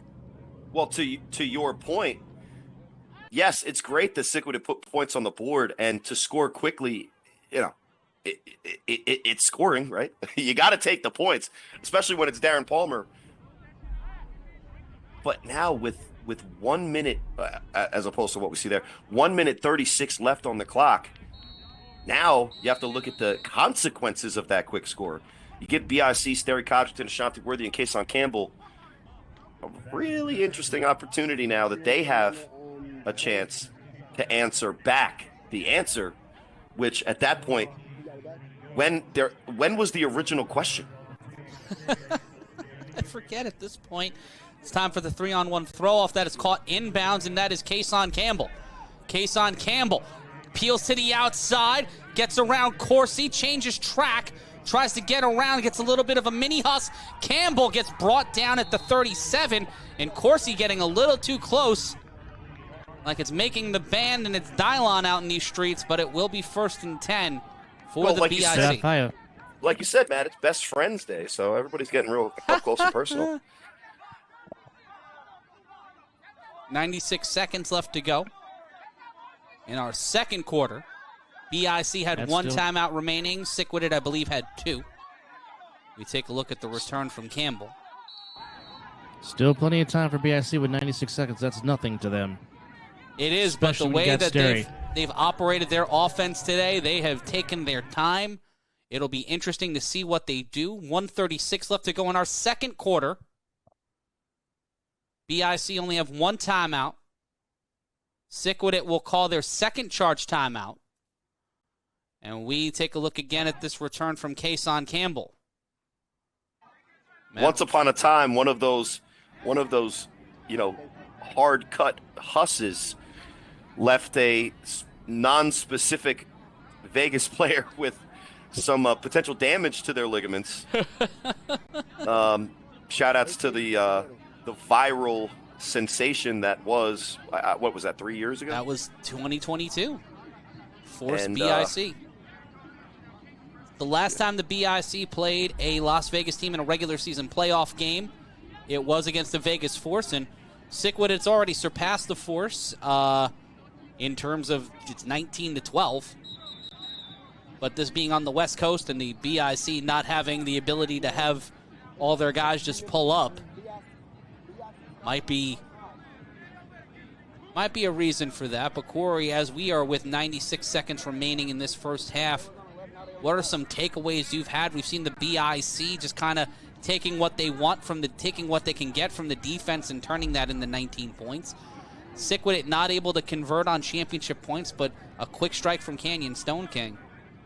Yeah, what I'll say about both of the games that we've seen here today in the Final Four is the underdogs are making the favorites work, at least in the first half.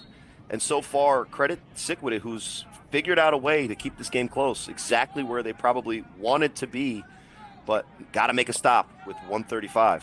Codrington with time. That's swatted, but almost caught, incomplete, and it will be second down. Yeah, Trey Robinson's probably a little bit lucky there. That's Daniel Packer that wanted to reintroduce himself to his former Insomniacs compatriot, although I don't know if they played with each other on that squad. I'm pretty sure they were pit bosses, but I digress. But again, honestly, I feel that Sterry Codrington is struggling on certain situations. He's got to get it together if he wants to win a championship this year. Codrington swings this one. That's to Trey Robinson, the man known as Superman, will run out of play, and the clock will stop at 1:22 left to go in the half. And you see what he did there? That's the exact same situation, but instead of throwing it high and floating it, he changes his arm angle and gets it to Trey fast enough that he can make something happen after the catch. Codrington with time once again throws underneath and gets the first down. Robinson will get out of play near the 30, and that should stop the clock. Another 10 seconds taken off the board. A minute 10 left in the BIC, just going underneath and setting things up with Trey Robinson in the run game. Yeah, and it's just a simple check down.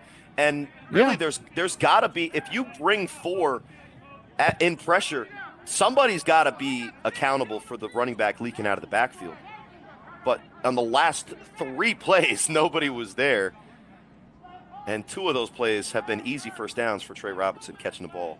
Minute 10 left to go. And if you're Matt Ryan, Corey Hammond here with you, the handoff gets underneath. The clock will continue to run with a minute 6 left to go. That's to big Mook Duran on the carry. Now they gotta. That's a big boy. They gotta take this this opportunity seriously. Under a minute to now. The line. 2nd and 4.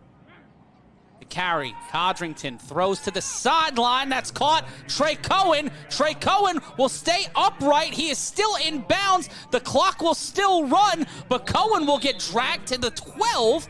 But that's a good thing for the BIC. They'll let the clock run, and they are near a goal line situation, Corey. And this is great clock management from both the BIC team, but Sarah Codrington specifically. He's right at the line, ready to call another play. Codrington hands it off, and that is not a great play call. No, and Duran and Kwak down. It looks like he got his ankle picked there. He's clutching at his ankle. The clock will stop with 22 seconds left to go. He will get helped off, and he will have to walk off the line. Wachter, a key factor on the offensive and defensive line today, holding things together. And here's the last play from Trey Cohen. And what they're doing here is they're going for the ball. They don't respect Trey Cohen's strength because of his smaller stature. And you just see the fight in the young man. He's not going to be brought down easily, especially when you're focusing on the football and not the guy with it. BIC with the 1-score lead, 19-12 your score. Well, it's more than 1 score because you got to get the extra point, and those are not guaranteed here in the A7FL. And I think that with an available timeout, it's not a free timeout with the injury. They're going to have to probably burn that timeout. So they got to be cognizant of how much time is left on the clock. 15 seconds. They either have to throw it in the end zone, get it out of bounds, or throw it away if you're Sarah Codrington. Yeah, with 15 seconds left to go, not a lot of options, especially with Sickwidit getting the ball after the half. At halftime, we will have highlights, stats, and possibly some ways to make an apple brown Betty without having to get an apple brown Betty. How? We don't know. I might be lying. 2nd and 10. Codrington. 2 wide receivers near the top of your screen. Codrington with not a lot of time, with pressure in his face. Cannot get the completion. Codrington tried to get it to Worthy, but Worthy had to punch it out of the defender's hand. The clock should have stopped at 8 seconds. Yeah, it's just double coverage. There's nobody really.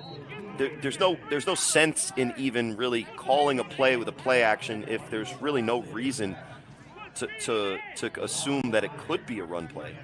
But really, where BIC fails, in my opinion, is look at the way that Sickwidit is lined up against that twin set. And it's almost like Ashanti Worthy is seeing that and telling his quarterback, look, they're not covering me. Just throw me the ball. See, it's Ashanti Worthy having calling. A conversation. He's the one calling the audibles. Oh, flag on the play. Good. And it's a delay of game.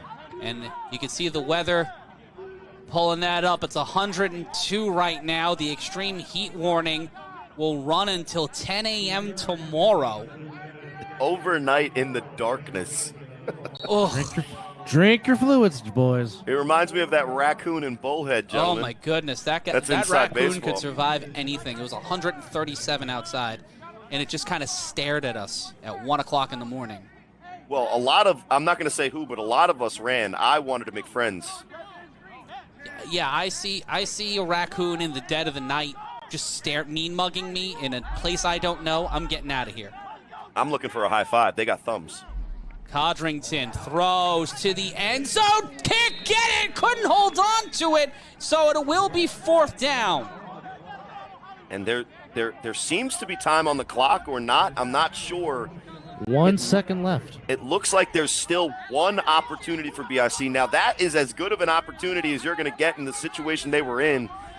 Putting the ball in a receiver like Kason Campbell's hands is about as good of an opportunity as Terry Codrington could have ever hoped for. Now, he isn't able to corral it and pull it in, but luckily, they'll get one more shot at this. Sickwidit has to stand tall if they want to really keep the momentum that they built off that Darren Palmer touchdown. Last play of the half. Codrington snaps. Throws to the end zone. Caught by Worthy. It pops out of his hand. He almost had the catch. It was thrown pretty low. That's a big win for Sick mentally. And I'm not sure if Ashanti's hurt or if he's just upset. Tired. I think but he's just...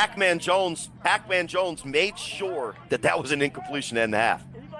At the end of the first half, the Trenton BIC have a 19-12 lead, and we'll take a look at the replay. But at the end of our first half, the BIC have the slight lead. Will they be able to keep it going? We'll have more after this.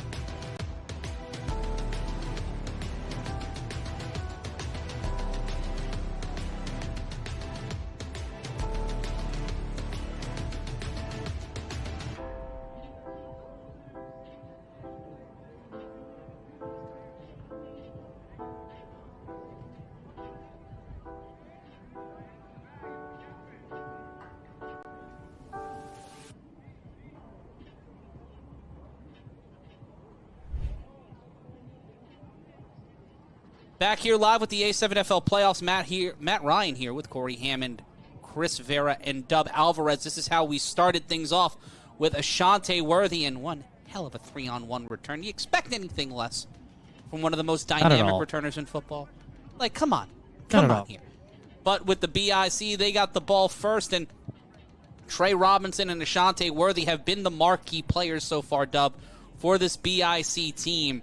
Terry Codrington so far has not given the ball up to the opposing team, and he wasn't looking to do that here, running it in for his first touchdown of the game.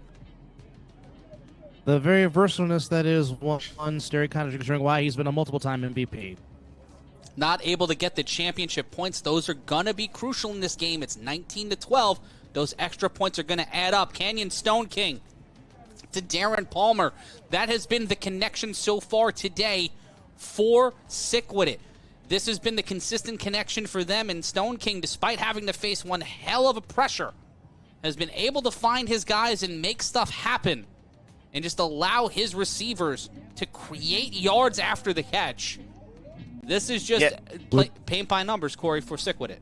Well, and there was questions because of the inconsistency last week on who was playing quarterback, whether it was Fox, whether it was Iquan Corsi. But Canyon Stone King has proven today that he's the number one and likely only good option because he's been making it happen against a really tough defense. And Dub, we have seen this Sickwidit defense stand up to the BIC offensive line, but when you give Ashante Worthy that much space and that much time, no matter who's carrying him, he's going to try to get that first down, and he's going to succeed. The disrespect to play that far behind and give him all that green can lead to dangerous things, which eventually happen later on in this first half. And we see here on a 1st and 10, just Trey Robinson. Nope, it's Sterry Codrington. Gotcha, ha-ha. Got a gain of 6, but then he would give it to the man known as Superman. Big block there, but cutting inside, trying to find their way around and take the A7FL championship back home to New Jersey. At least the championship game. They're trying to get one step closer to their first title since 2022, but then Ashante Worthy one more time might be the greatest player in the history of our league. And there's a lot of guys who you can argue are that guy, but since I've been here in my 6 years, there's been no one better than Ashante Worthy. He made it 13-6 on a 3-on-1 throw-off on 4th down. You got to throw it out of play. You can't give Ashante Worthy space. You can't give that man time. It may not have given him 6 points on the board, but those yards give Sterry Codrington a lot of room, and it gives Trey Robinson a lot of room to run the football. And look when they got the ball. They got the ball around, I think, the 10-minute mark in the second quarter. They just walked down Sickwidit. Look at the time now. And then just walked it down a nearly 10-minute drive from the BIC, and then the toss one more time. Robinson would knock on the door in his old hometown, returning back to his old school. But there are not 25 sweet goodbyes, and they are not going to Annandale. They're trying to send us back to Jersey, and the championship points again, Corey. That's why it's 19-12. But Iquan Corsi on the return, under 2 minutes in the A7FL. Anything and everything can happen, including on the 3-on-1 return. And while this did not equate to 6, Corsi did enough to give Sickwidit solid field position and more than enough time to give Stone King a chance to hit the man that Mrs. Palmer calls king, DP Darren Palmer, and make something happen. And how good is Darren Palmer, man? Just how good is that dude? He is pretty good. Again, led the league in touchdown interceptions 2 seasons ago. Well, that's being modest and humble, but I mean, as I said, when you find number 8, normally great things happen for Sickwidit, as it did on that big touchdown play there. And this is where they weren't able to get the extra point, and that is where we leave you at the end of the first half. 19-12, you're scoring, folks. If you want to get taped up like a pro, get professional athletic training services for all athletes, sports, and ages at tapemeup.net. Scan the QR code now, because you're not going to get a chance, because we're going to break right now.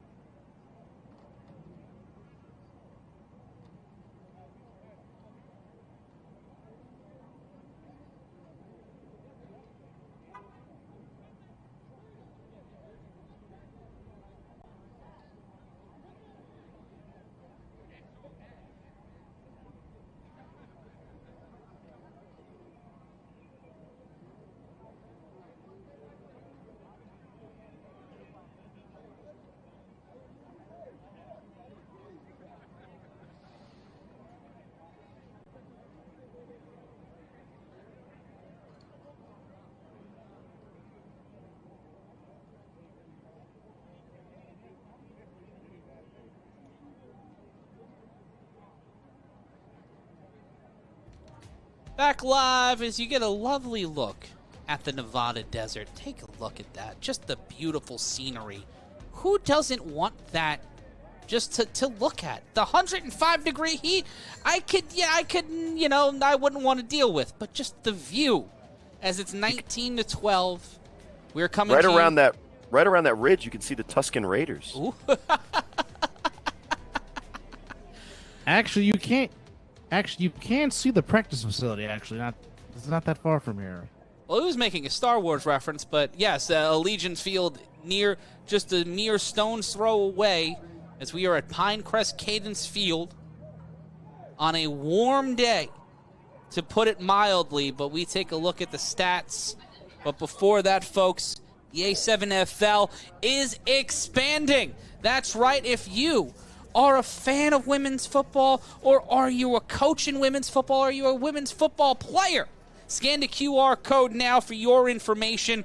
We'll have more on that later, but let's take a look at the stats. 132 return yards, the passing yards, and the rushing yards. There's a bit of a gulf there. But hard to tell this game from the stats, guys. But the BIC have kept that momentum going, and they have made sure that they have eaten up yards rushing and passing the ball on all three of their drives here today. If you're Mark Gray right now, Corey Hammond, what's the one thing you're impressing upon your players before the start of our second half?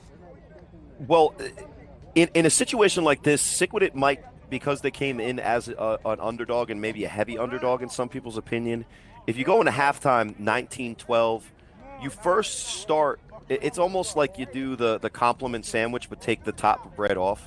I would start by ripping into my team for being proud of themselves for losing in a game that they have to win to go to the championship game. Because if Sickwidit really wants to consider themselves championship contenders, they can't be satisfied, even though I would say they've performed well in the first half, by being down 7. So you start the half off by getting in their faces saying, stop feeling good about yourselves because you're losing. But then you finish that halftime speech as fiery as Mark Gray can be. And what you say is that, but I think that we can win this game. We obviously have shown that we can make the plays we need to. We just have to string them together and stop them and take advantage of the opportunity that even BIC is giving them. Because there's been times that Sari Codrington is thrown into coverage, and if Sickwidit wants to win this game, they have to convert one of those into a turnover. But they should feel relatively comfortable by giving themselves a shot in the second half. I hope that they start their first drive, because I believe they start with the ball, by getting the ball to Darren. Start with the ball, yeah. Getting the ball to Darren Palmer, taking what the defense gives them, and forcing BIC in this heat, probably as tired as they feel, to tackle a guy that just showed on that screen that was the last touchdown, that it's not in their best interest to do so. But at the same time, if you're BIC, you have to feel confident that if you stick with the game plan, eventually those plays that aren't breaking will. And if they continue to take what the defense gives them, eventually Sickwidit's going to have to play a little bit more of a press coverage on a guy like Ashanti Worthy. And that is the worst case scenario, because if you give Ashanti Worthy room to run by you, he's absolutely going to take advantage of that. He will say thank you and then wave to you as he runs to the end zone, and Rob says bye-bye at home. And, folks, we'll take a brief timeout. When we return, it looks like Iquan Corsi will be the one returning the ball. Can Sickwidit get within one extra point? We find out next.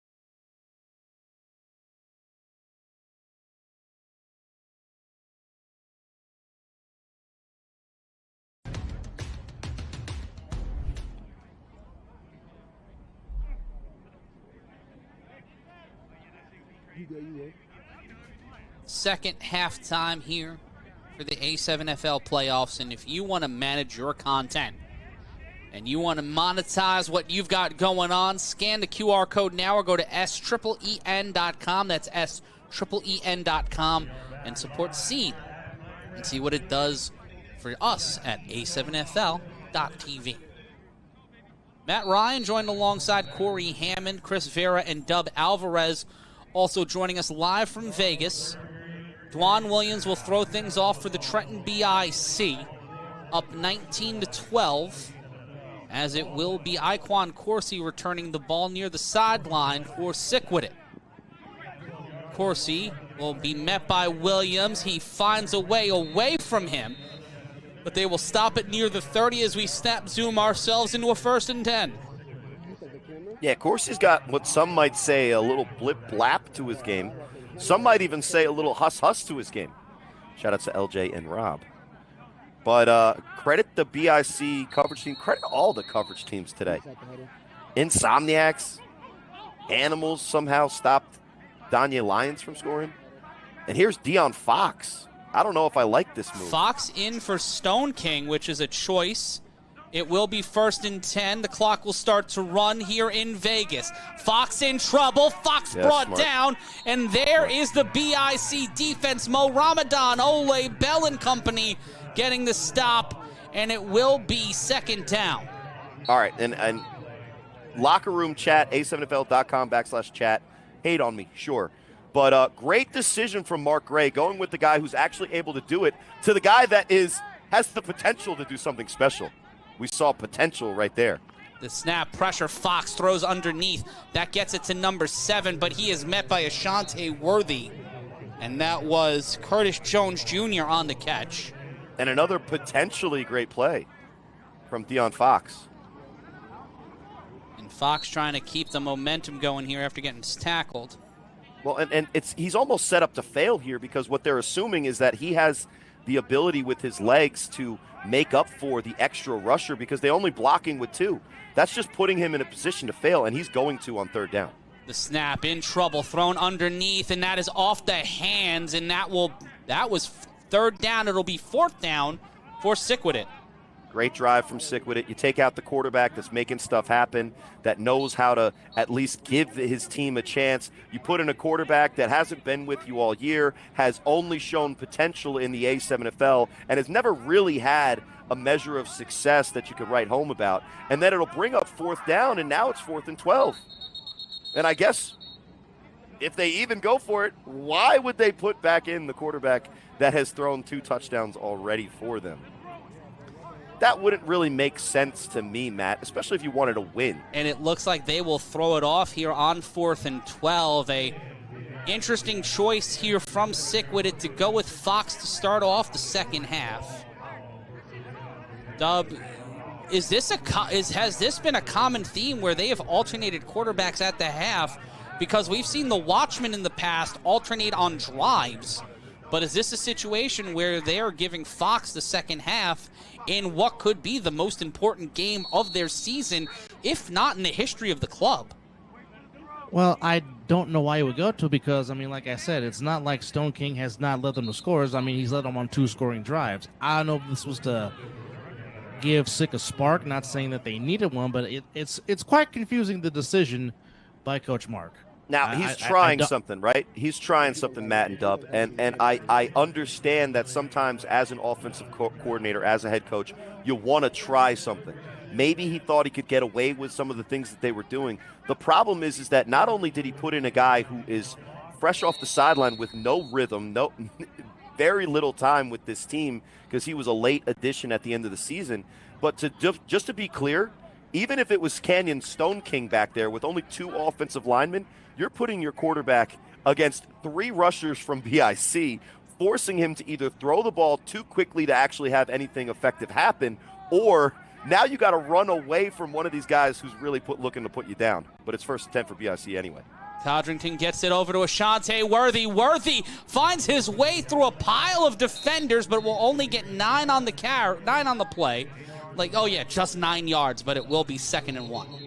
And he's slow to get up, and I'm not sure. He's holding like a weird spot on his body. It's like at the top of his hip. I'm not sure if that's just kind of going to end up being a contusion. You hate to see something like that, but he is walking off with his own power. It's just that type of play, rolling around, bending, twisting.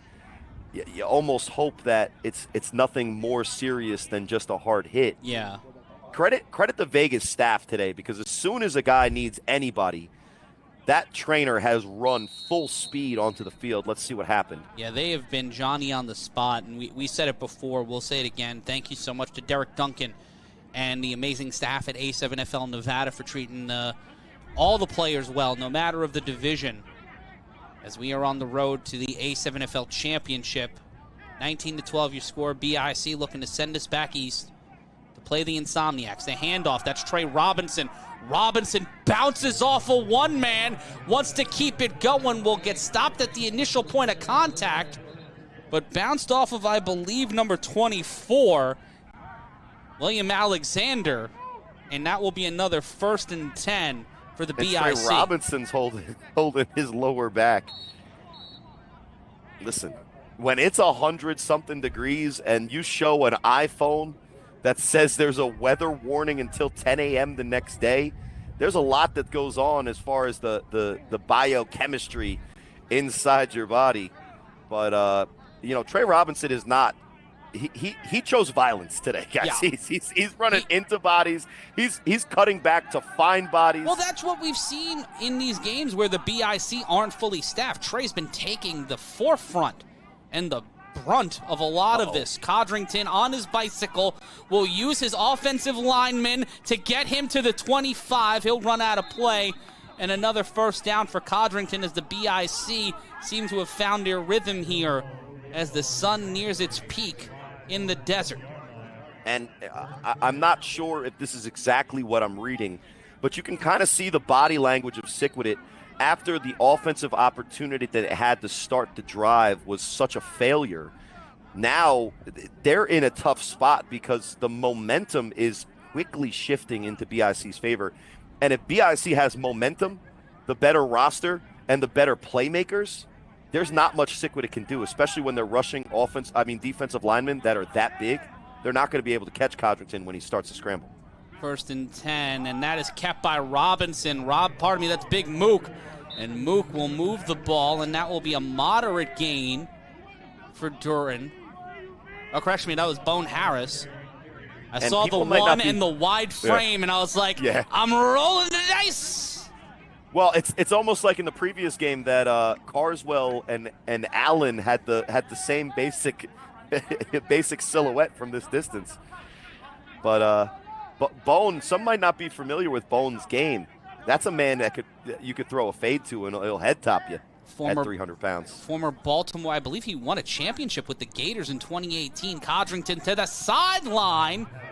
That's Kason Campbell. Kason Campbell showing his escapability. Touchdown! BIC! KK, that man is made of butter. Just butter. Touchdown, Trenton. And everything that Sickwidit tried to do, except for what would have worked, which is tackle, did not work on that play. There was not one person. It was like the man was covered in just butter, oil, like. Maybe sweat. I don't know. It's 100-something.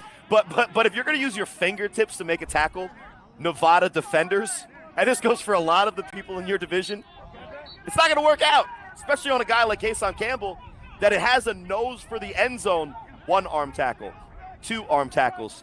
All right, we might as well pants him. 3 arm tackles. I don't know, man. You got to, if you want to win the A7FL championship, this is a full contact, no pads football league. It is not flag, where that would have been tackle. That would have been a tackle. Josiah Sal, would have got that tackle. And another flagpole. Ashante Worthy in on the championship points. He will run this in for 2.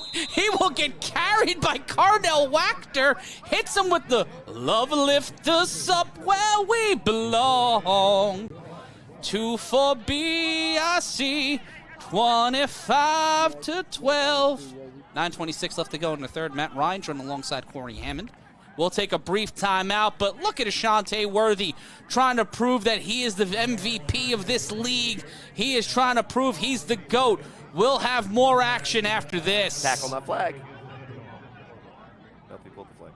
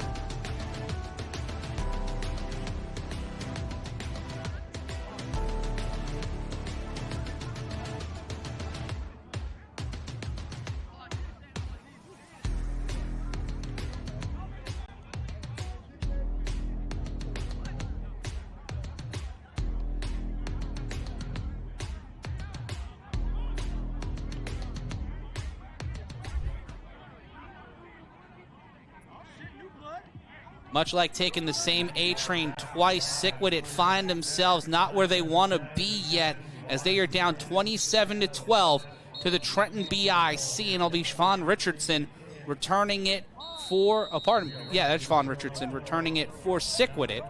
Matt Ryan joined alongside Corey Hammond, and this is where they're going to need speed the most, Corey.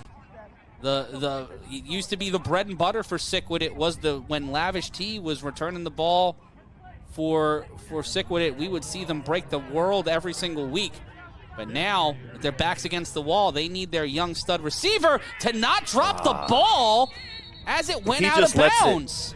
If he just lets it bounce there, and he gets a free run at the 25, and you see his frustration. Get more protected with the Gator Skin Shiesty.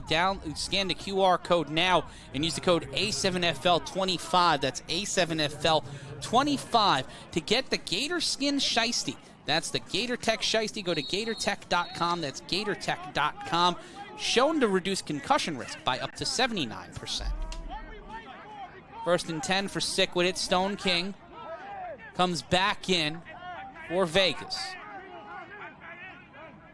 In motion, pressure immediately, whips this one deep downfield, and they catch it, slip, slide, Stone King back in the game, one-play drive, and that's number 23, Marcus Betts again, showing up the BIC.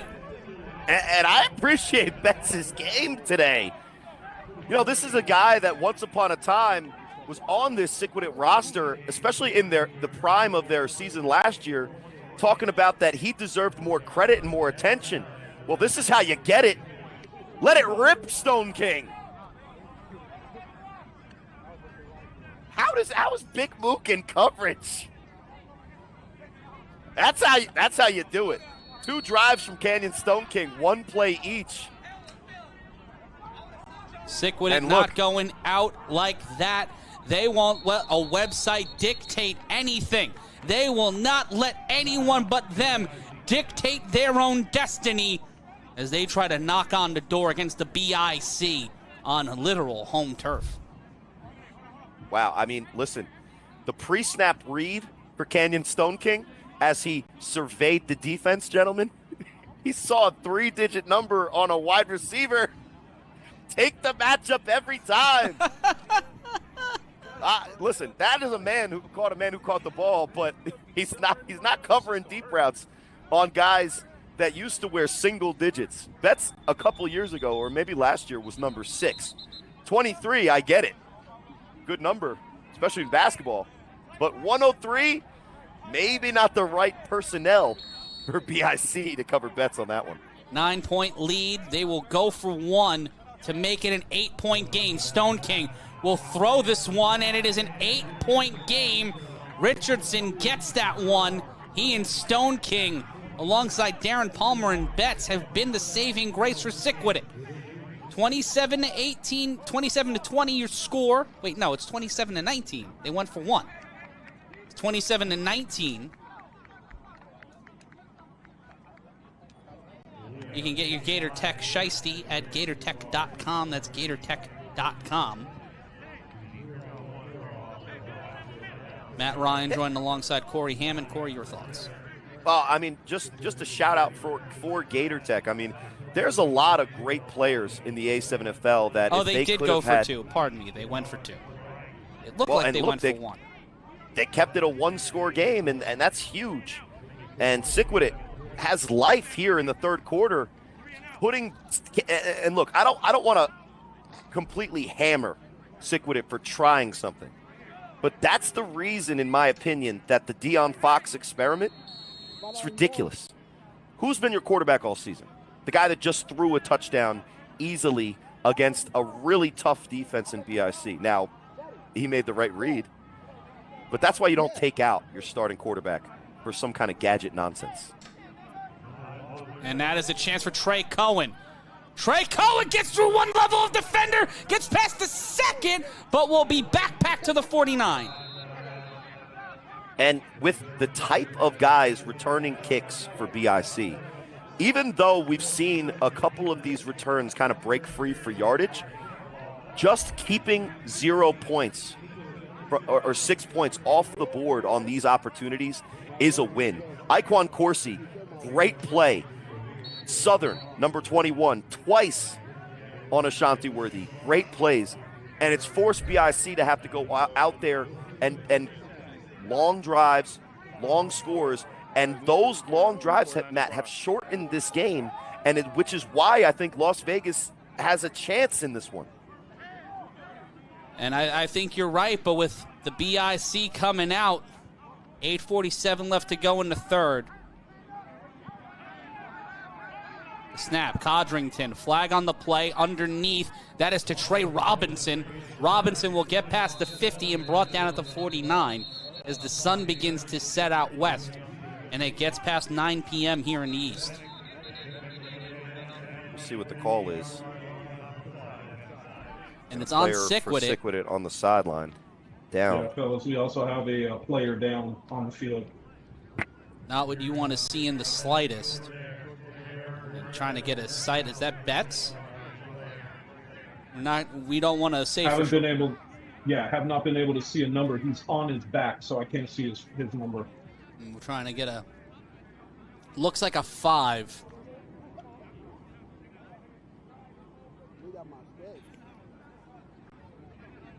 We'll take a brief timeout. We'll be back with more action in just a moment. It's the A7FL playoffs. Stay right where you are.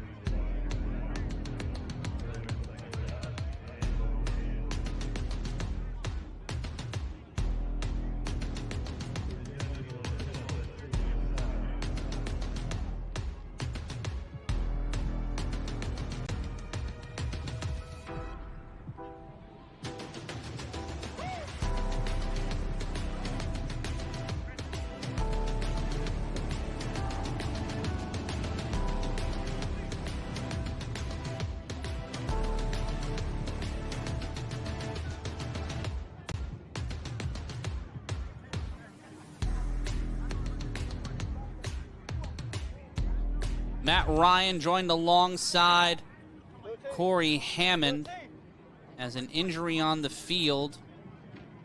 We'll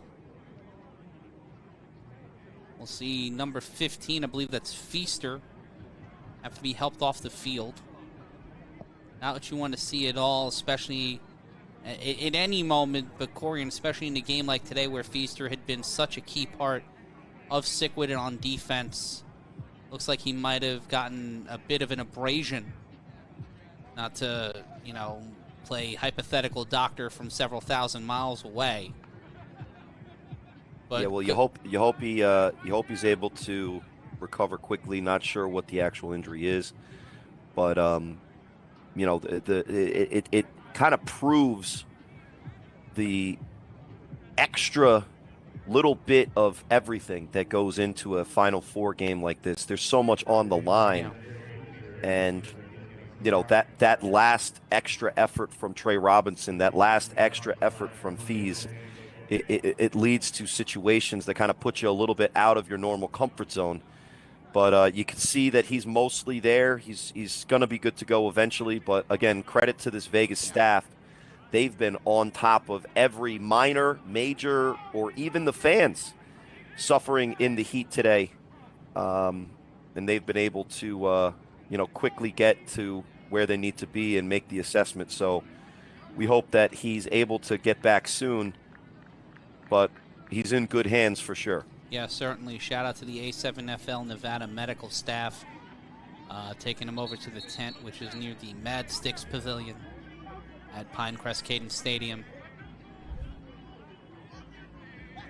As we take a look at the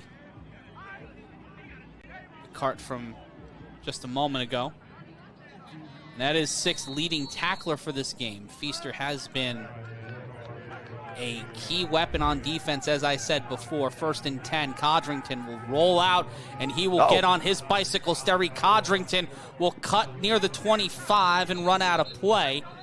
8:22 left to go in the third. A huge chunk of yards for Codrington. 1st down, Trenton. And it's just so frustrating if you're a defensive player to play against Sterry Codrington, because you could do everything right. You could cover your man perfectly, and covering the guys of BIC is no easy task. You could get pressure on them, and you could be right there doing everything that your defense was designed to do and execute it the way that it was called in the huddle. And then all of a sudden, he decides to turn on the 4.2 speed, and all of those plans go right out the window. 1st and 10. 7:45 left to go in the third quarter. Codrington will step back. The handoff to Robinson. Robinson will take the outside and get pushed out past the 20. Again, Trey Robinson, he's not really necessarily an unconventional running back. This is a position that he's played since he was 17 years old, playing for the Pennsylvania A7FL division. And he's 30-something, so that was a long time ago. But the way in which he does it is a little bit unconventional. You see, he doesn't change hands with the ball. He's holding it in his right hand. But that's because he's loading up to try to put his shoulder into people's bodies. Not necessarily a way to get a 25-year A7FL career, but it's been working not only today, but in a long career for Trey Robinson. 2nd and 3. Codrington hands it off. I think that was to Bone Harris. Yeah, that's the second time they go that shovel pass. This time, Sickwidit's all over it. Josiah Sow. Sow in the stop. 6 hours of pro football on a Sunday afternoon into evening. So glad to be joining you. Sow was so happy to get the stop right in front of the Kausoff Library on the campus of Pinecrest Cadence Academy. Matt Ryan's running alongside Corey Hammond. It'll be 3rd and 4. BIC have found themselves in 3rd and 4th down situations, but have utilized their speed to get out of it, and Codrington throws it to the sideline, and that will be another 1st down to Trey Robinson. That will get them in goal territory inside the 5. If Sick wants to win this game, they have to account for Trey Robinson coming out of the backfield. Too often, Sterry Codrington's just been able to check it down to him and get so many yards over the course of this game. I'd love to see for Cole to see how many catches and how many yards he has, because that's not necessarily what BIC's offense is designed to do. But they found a weakness in Sickwidit, and Sickwidit has not yet made the adjustment. And on that play, they drive the ball all the way down to the 6, and it's 1st and goal, and it'll be Trey Robinson actually lining up at quarterback. With Duran hands it off to Big Mook. Mook will bounce around, slides it into the house. Big Mook Duran throwing up the gloves, shouting out, showing love. The BIC at a Pat Ewing, 33-20. Yeah, and That's not Taj Jameno. That's a good way to get back after letting up a touchdown on one play when he was playing corner for some reason. Now he's playing running back. This is something he could do. He's got to get 6 yards, knows exactly where he needs to get to, and the arm tackles from Sickwidit are not going to get it done on a guy that's wearing the jersey number of 103, which is also the temperature today. That's in the shade. BIC will go for 2 to make it a 15-point game. And just for fun, Shanti Worthy in for the 2-point conversion at quarterback. He's been effective running it in from behind center. He's been effective at everything his entire career, Matt. Worthy will roll out. He will throw this one, and that's caught by Bone Harris. I told you. Bone Don't Harris. sleep on Bone. You don't know this man's work. From Baltimore to Jersey to Vegas, the man throwing a little bit of the old bay on it. It is a 15-point game with 5:02 left to go in the third. That play reminds me of a flashback to my career, number 11 tight end. Shout-outs to Ant Sullivano. Also watching live. Yeah, I shouted you out, my former tight end. You know I got to be loyal. Matt Ryan, Corey Hammond here with you on the A7FL Final Four. And if you want to be a part of A7FL Youth Football, whether it's as a coach, whether it's as a player, whether it's as a parent, scan the QR code now to sign up for our interest list and find out when you can get more information on being a part of the A7FL's Youth Football. Be a part of the future of football. Scan the QR code today. And scan that QR code because, you know, I coach youth football. A lot of moms are concerned with the safety.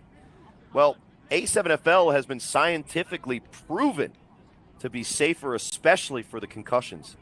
So you teach kids how to wrap tackle, you teach them how to play football the right way, and that's the way you get it started. And it'll be a 3-on-1 throw-off, and here comes an opportunity Richardson. For Sean Richardson. Richardson will be trailed to the sideline. He will be dragged out of play by Trey Cohen, but that gets Stone King and company some really good field position inside the 50, and it'll be 1st and 10.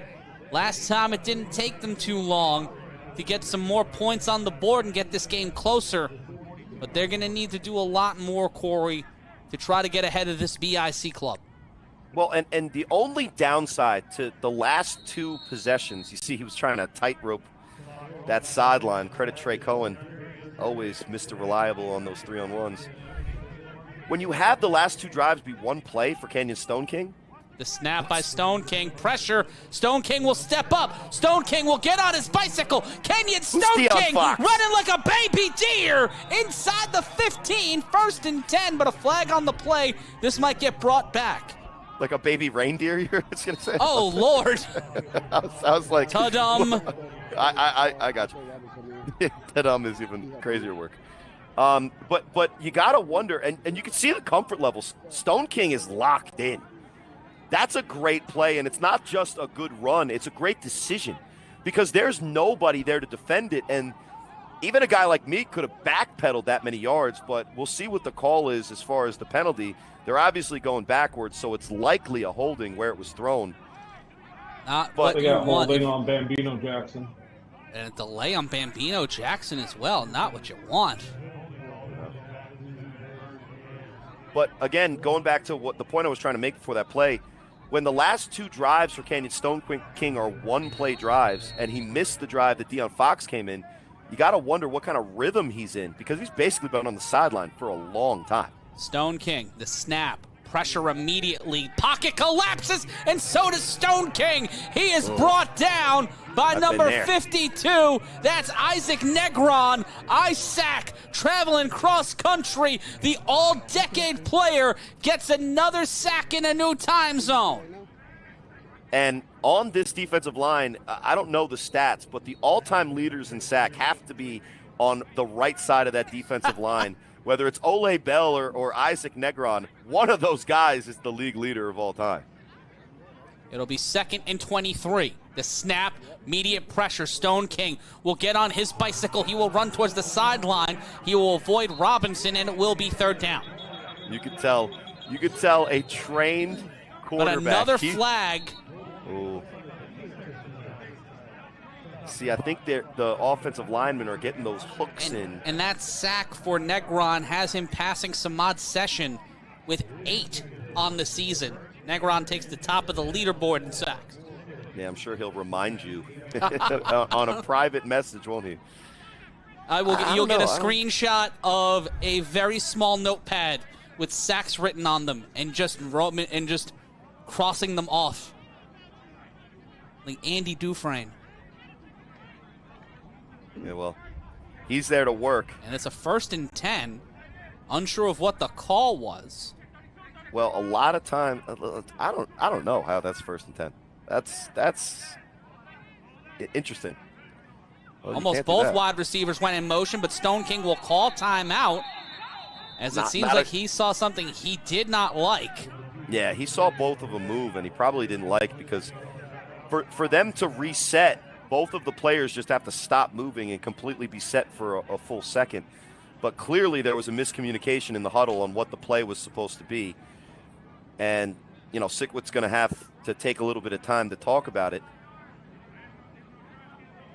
You got to be impressed with the way Sickwidit has been able to answer every powerful punch that BIC has thrown. Sickwidit has eventually come back with a decent counter to match. And really the only flub of the game is the weird decision to throw a quarterback in there that really has not been a mainstay for your organization, not only just this season. And to be clear, if they went with a guy like Jeremy Geary or something, who apparently is on the roster, but I don't know if he wanted to play at 105 degrees. But if it was a guy that was like their quarterback last year that has chemistry with the bulk of the core of the Sickwidit roster, you know, maybe that makes sense. But and no disrespect to De'Aaron Fox, but putting him in the position that they did, taking Canyon Stone King out of the position that he was, to no fault of his own, it's not like he's been failing today. It's just one of the questions that if they end up losing this game, they're going to ask themselves all offseason if it was the right way to go. And I would say it absolutely was not. Watch Zaire Hancock and Richardson at the bottom of your screen. The snap, pressure, Stone King. Hit as he throws, but that is a 1st down. Pardon me, that is Richardson on the catch. Not enough for a 1st down, but a strong catch there as he found a way around Hancock. Yeah, and you could see just the confidence of Stone King. Even though there's pressure in his face, his height gives him a dual advantage. He could still see even with pressure in his face. And his length of his arms means he could throw over the defense. The pressure coming, Ole Bell, but Stone King steps up, gets the catch, and that is a 1st down. It's Curtis Jones. Curtis Jones making the play, an injury on the field. Nope, it'll rotate in and out. The clock continuing to run. Hurry up offense now from Stone King. You see, he's really settled in. They've burned through one timeout, so they want to make the most of what's left in this 3rd quarter. And we have the key cogs of the BIC offense in the secondary. Stone King may not want to waste this opportunity. He snaps, pressure immediately, swatted by Trey Cohen, and it'll be 2nd down. It looked like Josiah Sow is the one who swatted it. I don't even know if he was eligible. He does sometimes play tight end, but that was clearly an attempt to the crossing route. No blocking there whatsoever. Stone King just plants his foot and fires it out there. And it looked like it was an accurate throw, but I would love to see the replay. I think he got a deflection from his own offensive lineman. And Josiah Sow went to Vanderbilt. He should know better. The handoff, and that is kept. That is Betts, and Betts has been a boogeyman all day. Negron and Sterry Codrington in on the tackle as we get under the 2-minute mark. And it looks like another 1st down for Sickwidit. And the frustration of the defensive line not being able to get the sack on Stone King, except for that one from Isaac Negron, it means that they're rushing kind of blind. There's a blind fury in which they're attacking Stone King now. And what it does is it opens up lanes for the running game. And that's one of the most effective run plays we've seen all day from Sickwidit. Minute 20 and counting in the 3rd quarter. 35-20 is your score. See, they're rotating guys in and out for this BIC defense. eventually at some point, 100 and something, whether it's Raheem Durden's jersey number or the actual temperature, when you're facing 100 and something over and over and over again, it's gonna wear you down. And I think Sickwidit's actually taking advantage of it. Timeout BIC. They may just be trying to catch their breath. Hey, fellas, there was a confusion on whether or not it was a first down. Will Franklin made the call for the first down. That's why there was a timeout on the field. So does BIC? So BIC does not lose a timeout. No, it doesn't look like it. Okay, great. So BIC should still have all their timeouts. Stone King called one earlier in this drive. Stone King faces the pressure. Thrown, blows through the coverage. Kason Campbell could not keep up. Deion Southern gets That's the Matt Murphy. Pardon me, Matt Murphy, number 5, gets the catch, gets the ball, and gets this game 35-27, and it once again is an 8-point game. That's another on-time throw. Nothing anyone on BIC can do about it because it's well run, the route. I'm not going to say who it was, Kason Campbell, but he got a little bit of a dose of his own medicine. They go for the extra point. Stone King will have to carry this, and he does. 35-22 makes this game a little bit closer, Corey. Yeah, I think it's 35-27 or 28. Oh, correction. Yeah, 35. 35-28. 35-28. And again, Sickwidit answers big. Keeps this game a one-score game and puts BIC back in a position where they have to answer. 35-28 your score, and we have a little bit of time left in the third. Murphy and Stone King showing each other some love, but will this be enough to turn the tide and shift the momentum against the Trenton BIC? As the sun continues to pound onto Pinecrest Cadence's turf, we'll have to just see what happens as we get closer and closer to our fourth and final frame. June 22nd is the A7FL National Championship.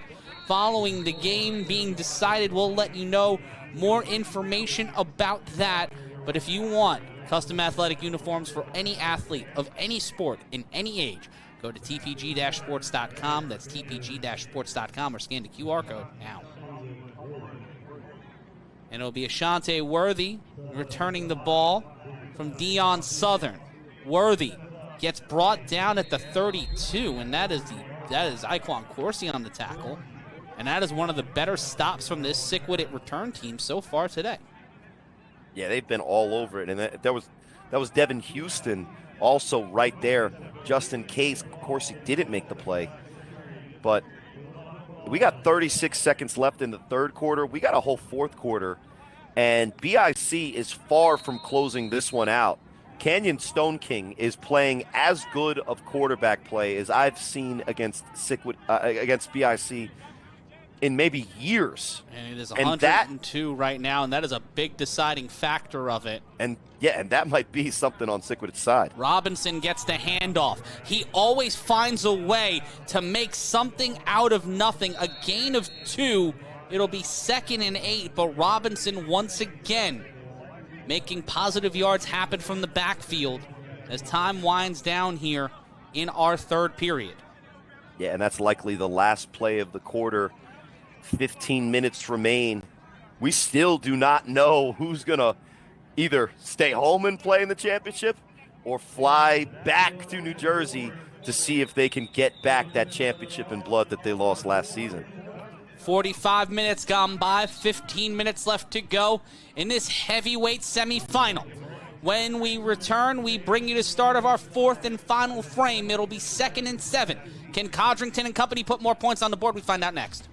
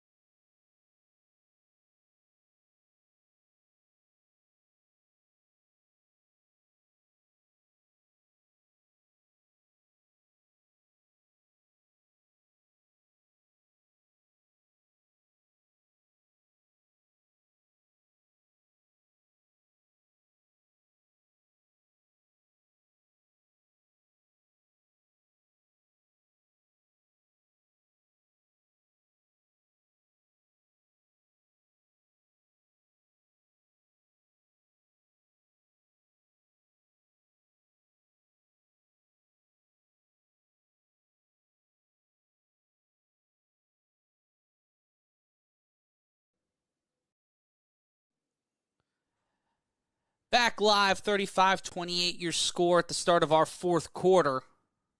Matt Ryan joined alongside Corey Hammond. And Corey, we are in our final frame. The BIC is 2nd and 7 when we last joined you, unless the BIC somehow got a first down. Codrington with 3 wide receivers at the top of your screen, bottom of your screen completely empty. Watch out for him for a potential run. Codrington snaps it.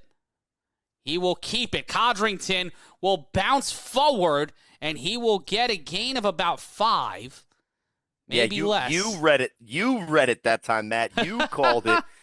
But the problem is that Sterry Codrington didn't follow the pull block. I don't know what he saw, and obviously he's a better runner than I am, but you were right. They set it up perfectly, and it's a down kick out with the left tackle pulling to the right side. And there was nobody over there, so I don't know what he saw, but it'll bring up 3rd down. 3rd and 4. The handoff, that is Robinson again. Robinson bounces off. He crosses the 50. Trey Robinson finds his way to 20 to 15 to 10 to 5. He finds his way pushed into the end zone. Will they give it to him? Trey Robinson may in fact be the man of steel because he's Superman. Touchdown, BIC. Wow, Matt. And not only has he made all of the medium plays, choosing violence on every single one of them, after getting free on a couple of stiff arms, he turns on the jets and is all heart and all will fighting his way to the goal line. All Sickwidit can do is push him past the goal line. Look at this run. This should not be a touchdown. If you tackle with your shoulder and wrap like a football player, they're bringing that man down. But even a guy in Southern can't make the play. Get off me.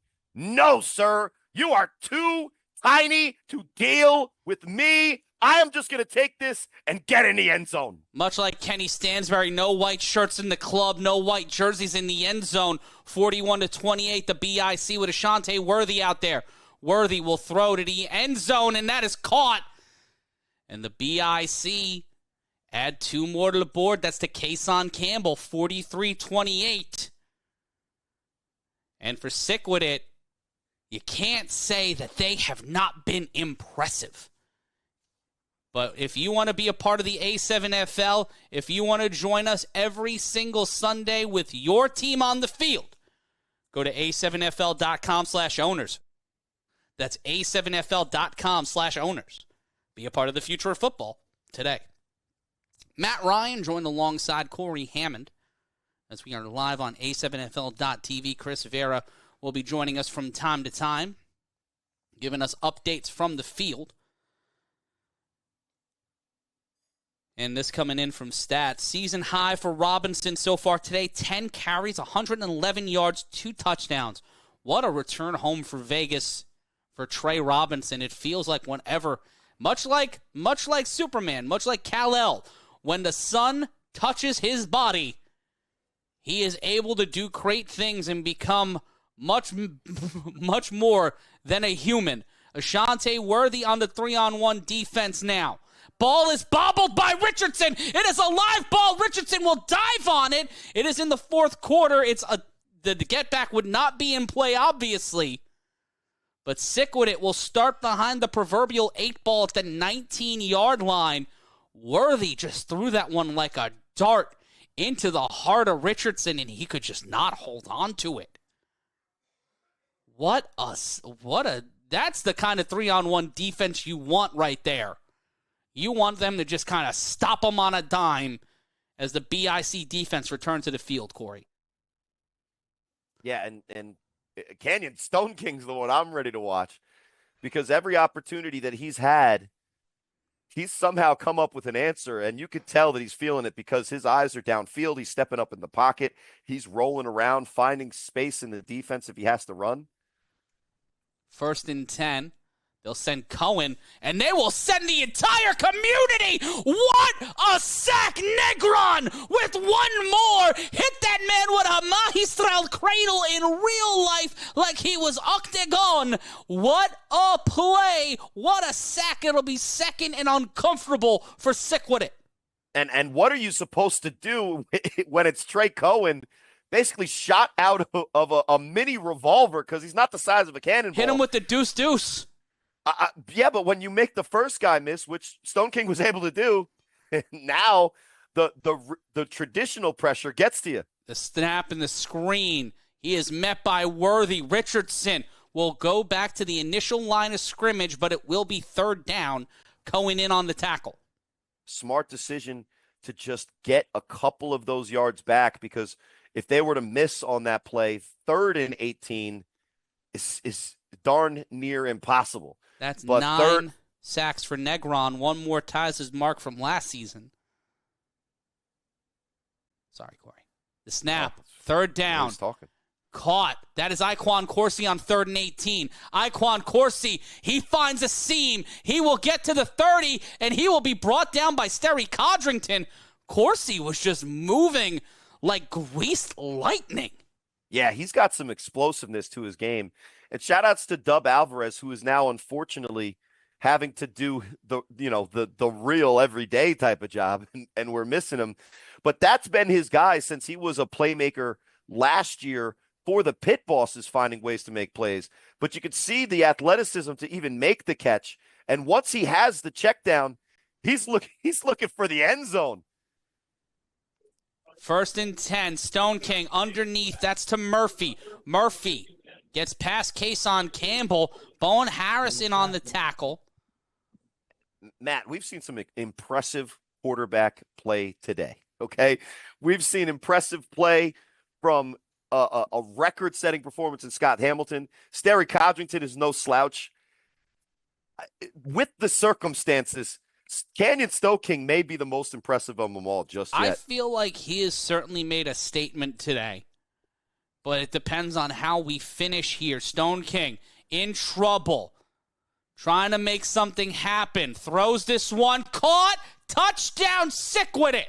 And if my eyes don't deceive me as I peer through the haze, is that Darren Palmer again?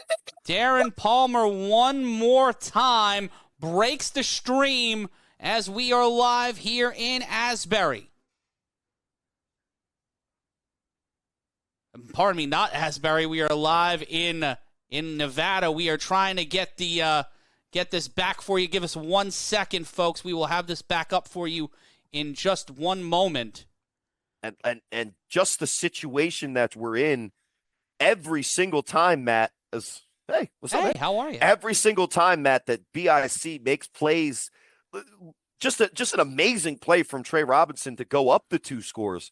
Sickwidit somehow, usually because of Canyon Stone King, has found a way to answer it. And here they go for the 2 point. Extra point. Stone King finds a way out of the hand and gets the extra point. 43-36 is your score with 10-10 left to go. But neither team can claim the win yet here in Las Vegas.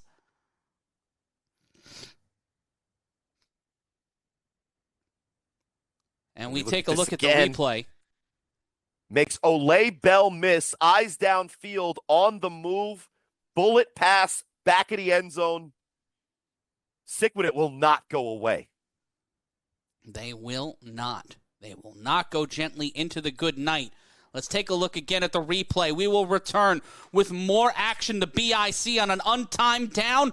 Can they answer back? Can they extend the lead? We find out next.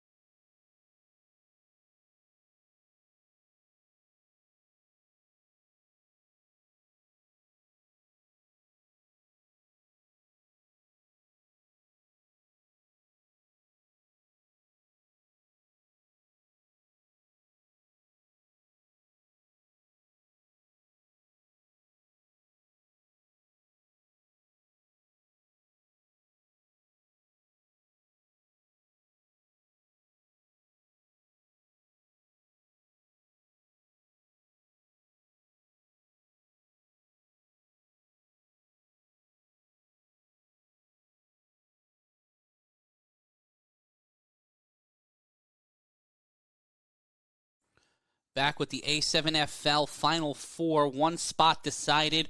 This game decides who will play the Las Vegas Insomniacs and where the A7FL Championship will be played. Will it be out east or will it be remaining here in Las Vegas? Sickwidit hoping for the upset, hoping to keep the championship in Vegas. Insomniacs hoping either way for their third straight A7FL title. They await the winner of this as the Trenton BIC will get the ball on the 3-on-1 return. I'll say this, Matt. This is a, 7-point game, a one-possession game? I wonder what happened in that first possession Sickwidit had to start the half. Trey Cohen cuts through the defenders, but will get caught on the backside. A stiff tackle there, but it will be 1st and 10. Good field position for the BIC. Scan the QR code now and learn what Scene, that's SEEN, can do for you and your content. Manage and monetize oceans of content at the click of a button. Utilize interactive AI engines from our friends over at Scene. See what's capable at A7FL.tv. Corey, right now, if you're the BIC, do you just let Trey Robinson kind of just bounce down the field and run down the clock? They hand it off to Robinson. Robinson will bounce this to the 45. We'll see where they mark it. It will be 2nd down, but the clock will continue to run. Yeah, and in the behind-the-scenes chat, that's what Zach was suggesting, is that they should, and I quote, walk them down. I think that they need to continue to take 6 seriously. But that's what I would. That's what I think they should do. That's why I think you take them seriously. Well, you don't want Kenyon Stone King with too much time on his hands. With the chance to score. You have to continue to move the football down the field, and Trey Robinson's shown that he can do so. But the one thing you don't want to do is just run three plays and out. Codrington underneath that one to Kason Campbell, and KK gets brought down at the 42.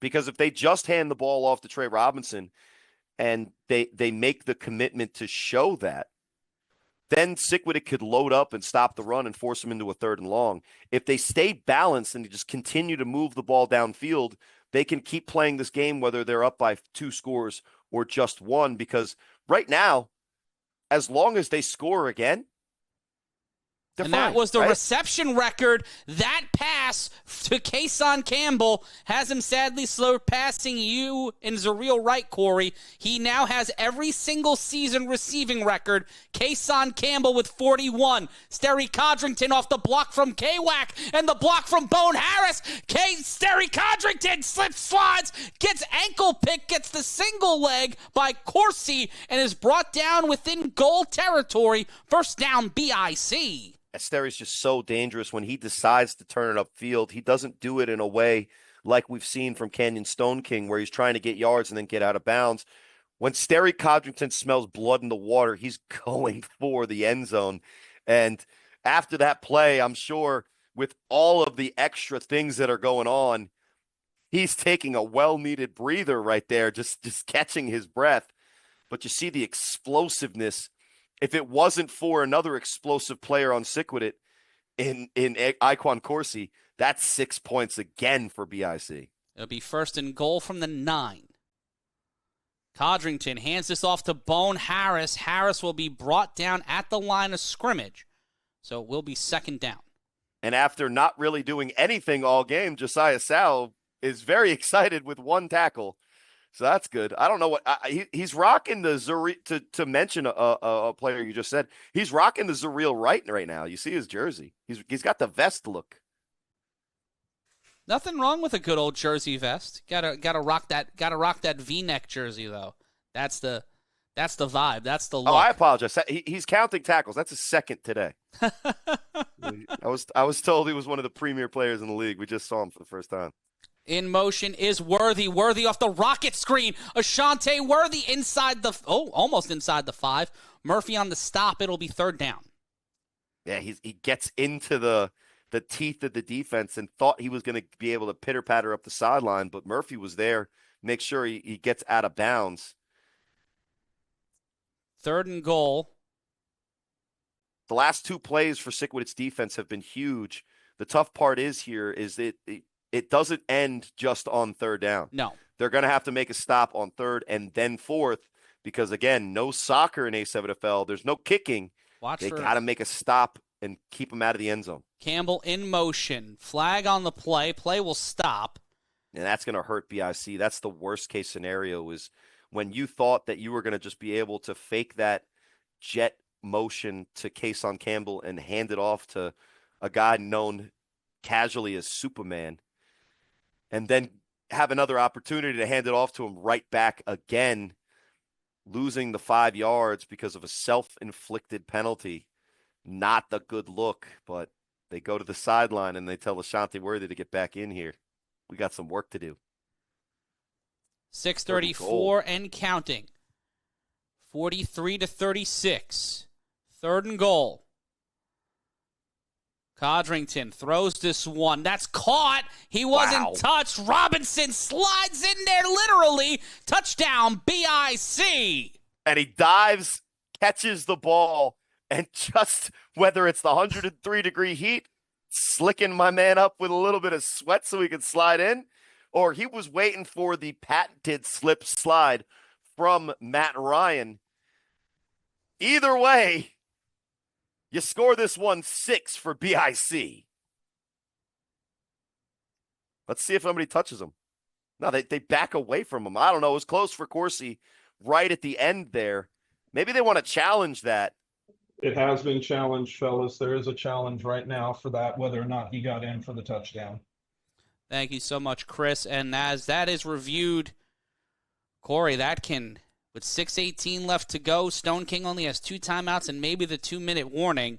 Well, let's either way, if it's 4th and 1, he doesn't get touched. He gets touched maybe there, no, and it's really close. Of course he doesn't look like he touches him. If he does touch him, it's still really close to the end zone.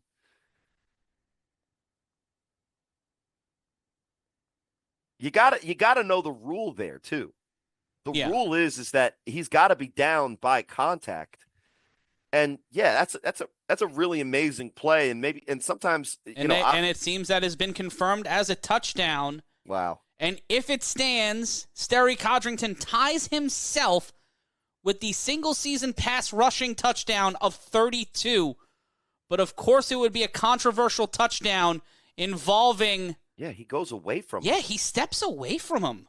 I don't know if his hand got in there and made contact, but, I mean, it's got to be conclusive if they call a touchdown on the field. But this is a much-needed little breather for both sides. You see Tom Mascaro out there. His number. And it will stand, and the BIC 1 point away from being the 50 boys one more time. And you see Ken Stansbury not even pretending in this heat to put on a jersey. He's just very content. He is walking in there saying, "Do not bleep the bag." Yeah, I'm sure that's word for word what he said and not bleep. Although, Matt, you know better than to let it slip on live television, but yeah, some of us. Codrington out for Ashanti Worthy on the 1-pointer. Tight end declares himself, and Worthy skates, throws, caught. Will they consider it in? They do, and the BIC once again are the 50 boys. Trey Robinson, 11 carries, 115 yards, 2 rushing touchdowns, and 4 receiving yards, 48 yards, and 1 receiving touchdown. Trey Robinson has been a key cog, but we take a look again at the replay. Seeing that if it was Campbell catches it, and it looks like he had 1 foot in. Yeah, he got it.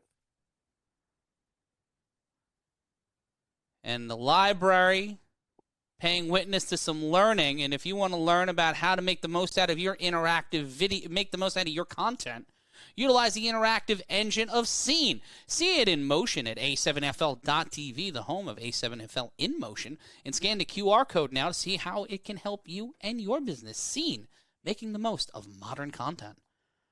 Matt Ryan here with you alongside Corey Hammond. 50-36 your score in the fourth quarter. You may think we are done, but folks, we may have a lot of football left.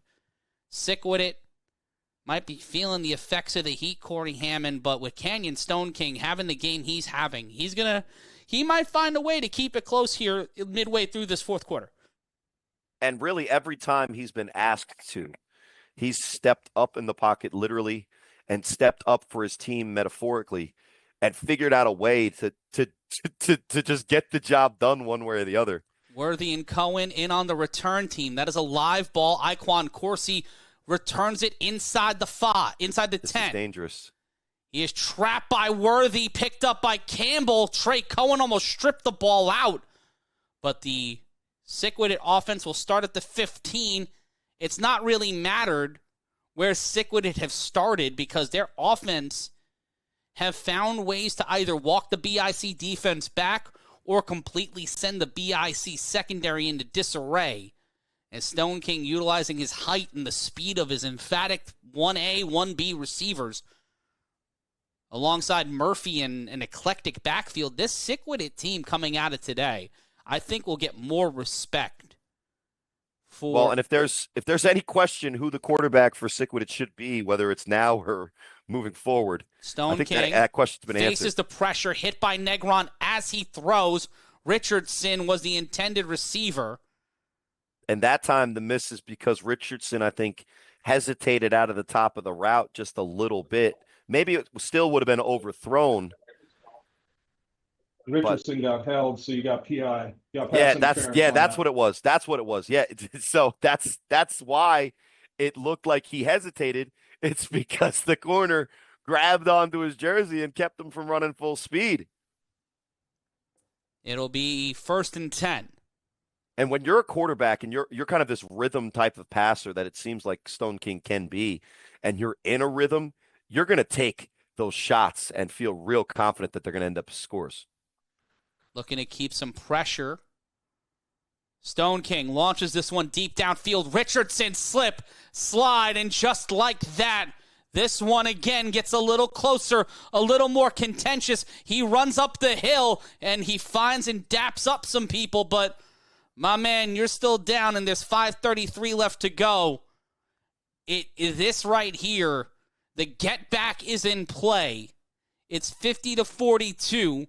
They need 2 to get 6 to tie. An extra point, a touchdown, and an extra point would win Sickwidit to give Sickwidit the lead. Yeah, this is just another bombs away. And why not? Got plenty of time. He's in rhythm. The press coverage fails on Siobhan Richardson.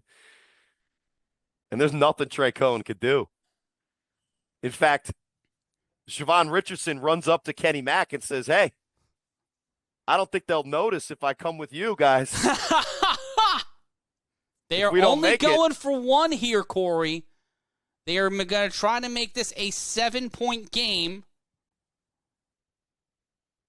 Stone King, the snap, pressure. He double clutches, throws it, can't hold on to it, Almost. And it will be just out of his reach. 8-point game with 5:37 left to go. The Dutch angle leads us to a Dutch tail, and he gets his push-ups in. Will BIC fly out to Sin City, get lost in the woods, and get caught by Sickwidit in the Candy Forest? Or will the BIC punch their ticket back home and bring things to a dome? 5:37 until we decide it, and one of the most emphatic athletes we have ever seen in this league is set to return the ball. 50-42 is your score. It's the A7FL Final Four. Matt Ryan joined alongside Corey Hammond. We have passed 7 p.m. in the Pacific time zone, and we are past 10 p.m. here in the East. With a shot at the A7FL Championship and a shot at the Las Vegas Insomniacs. Revenge games for both the BIC and for Sickwidit. A win for Sickwidit means the first ever Vegas versus Vegas National Championship. BIC win, it's the rematch of last year's slugfest in Asbury Park. And if Sickwidit is going to win this game, their offense has done their job, Matt. They've answered every single opportunity. It almost feels like watching a BIC Animals game. Mm-hmm. And it really comes down to if Sickwidit can stop BIC. And right now is as good a time as any. That's a live ball that was touched by Worthy. Worthy has to get past the 20-yard line. He does. Worthy will go to the 25. He'll be brought down at the 27. Worthy did what he needed to do. Yeah, that was dangerous because after he touched it and then it bounced, you could sense the hope in everyone in Vegas and especially Sickwidit fans. And if the BIC win, if this holds, Jackson, New Jersey's the location. Sunday, June 22nd is the date. That is if the BIC hold. If this game stays the way it is, we are going back to New Jersey. We are heading to the Dome in Jackson, New Jersey. But 537 and 8 points keep this from being official. Sterry Codrington looking to go to his 4th A7FL championship and to win his 2nd.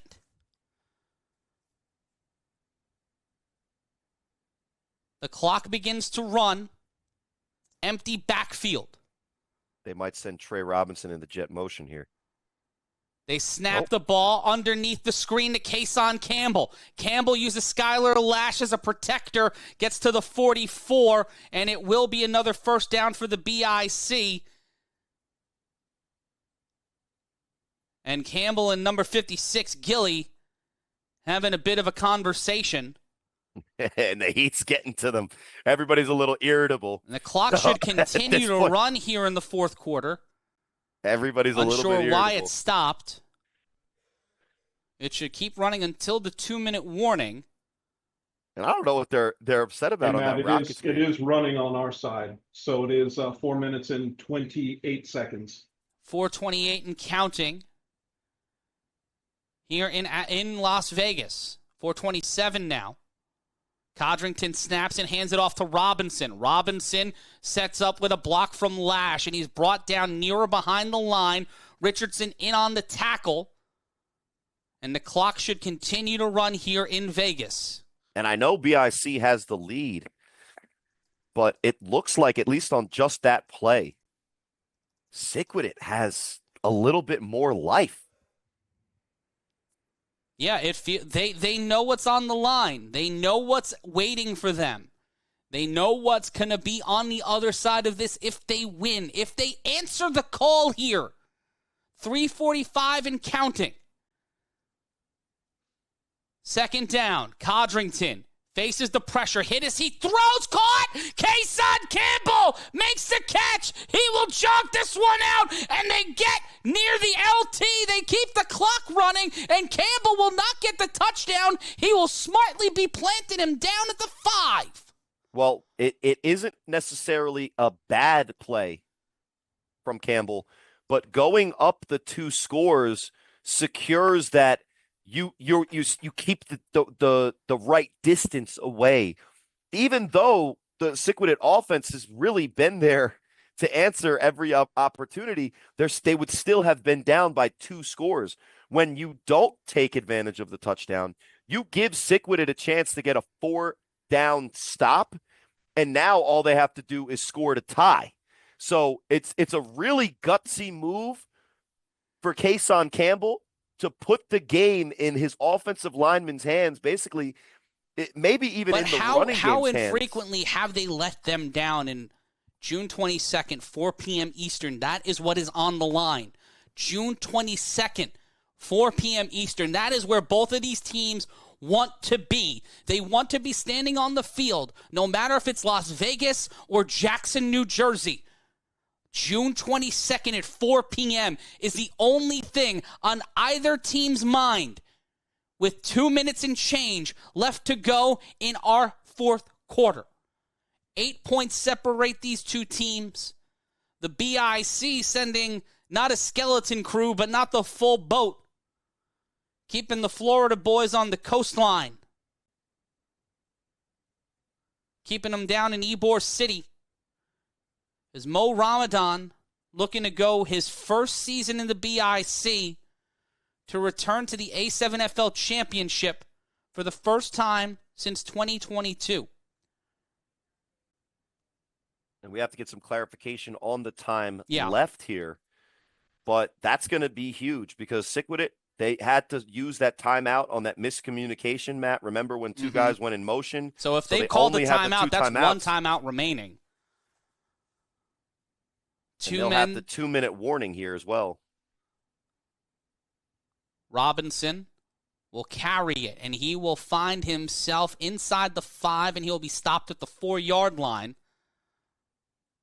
And timeout Sickwidit. Interesting to burn their timeouts here, Corey. But I guess you have to in this situation. It was a BIC timeout, so BIC should have one timeout remaining. If I am correct. No, I think if the previous play was a BIC timeout, that was their first of the half. Now Sickwidit uses their second, and on second and goal, it'll be 2:27 left. So here's the tricky thing here. Kason Campbell didn't put the points on the board that would have made it a 2-score game. Two-score game is a surmountable lead if Sickwidit were to have gotten the get back, maybe. Mm-hmm. But now what they're playing with is if BIC runs the ball again, doesn't score, Sickwidit calls a timeout, we'll say it's 2:17. Then the third down play gets stopped at the 2-minute warning. But the key is they have to keep them from getting in the end zone, period. The handoff to Trey Robinson. Robinson. Nope, that's Codrington. Sterry Codrington kept it. He gets in there. They get to the LT marker. 56-42 is your score. And on the drive where he broke the record for most passing yards in the season by a yard, Codrington, for the second time today, runs it into the end zone with 2,129 passing yards. Sterry Codrington now stands at the top following the BDE, the before David era. Yeah, and so just to tick off the list, he has the most yards in a single season this year. The most touchdowns? I believe so. Or is he tied? He's up there. He's either got the most touchdowns or tied, and, knock on wood, he has 0 interceptions. 56-42. All twos on the board. Correct me if I'm wrong, Matt. He's also the team's leading rusher. That was David Tender, but he might be up there. Ashante Worthy. No. The BIC's leading rusher. Ashante Worthy gets in there. Touchdown. Extra points for BIC. And that means that the lead is stretched to 15, which means Sickwidit not only has to score a touchdown, 2 touchdowns. They would have to get at least an extra point. 2 of the championship points to tie. And folks, the road to June 22nd, to stand at the top of the A7FL mountain. One team will do it for the third time if this score holds. The BIC and Insomniacs. One will either be the first 3-time champion in A7FL history, or the other will play spoiler to a dynasty and reclaim what they thought there was supposed to be theirs a year ago. But Sickwidit with 2:22, 1 timeout and a 2-minute warning, and some of the fastest people in football are looking to change the narrative, trying to change history, and trying to reset the timeline.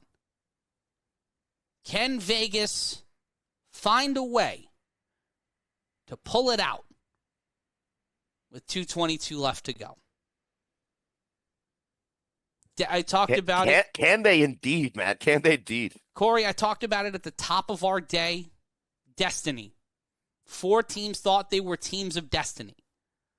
One of them proved that this year was not their year.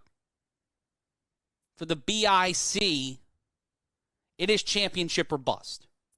For Sickwidit, after the losses they had in the offseason, this has to be one of the biggest boons for this team, and a flag seemingly has come up on the play. I'm unsure of what that is.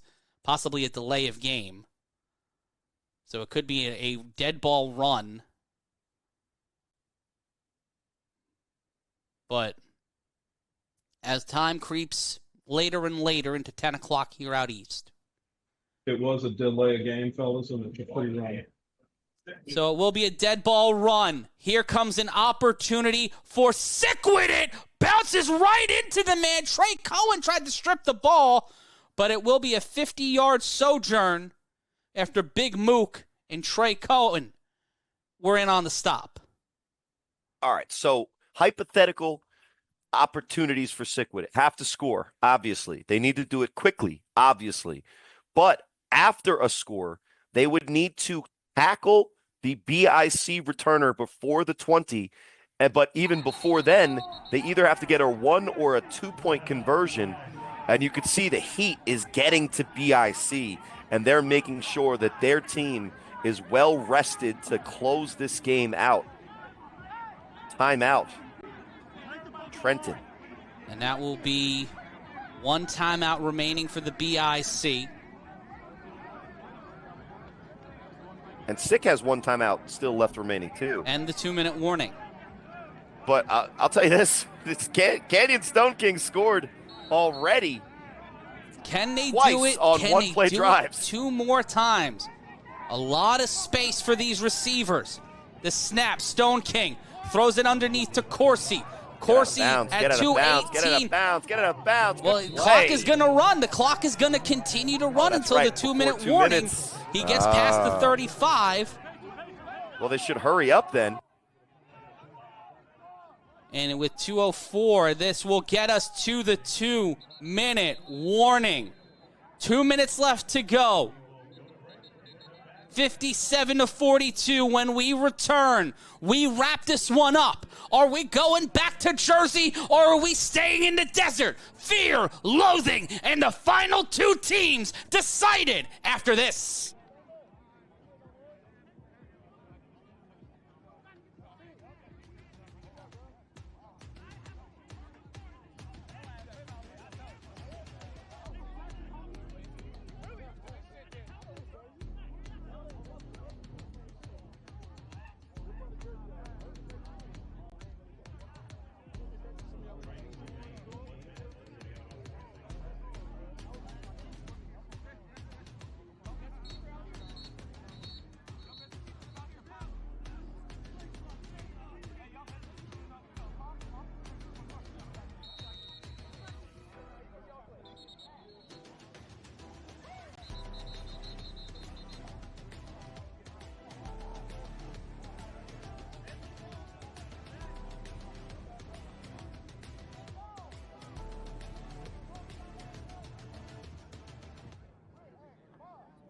The road to June 22nd has 2 minutes left to decide whether we go to Jersey or stay in Vegas.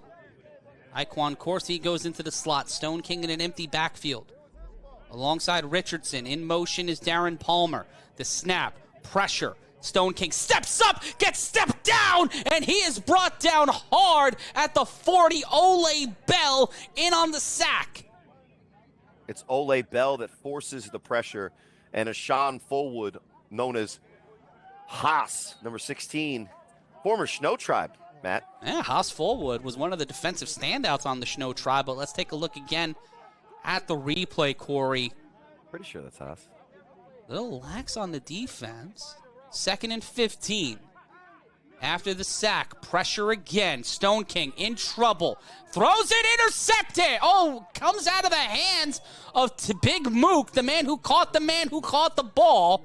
And it will be 3rd and 15 after the incompletion.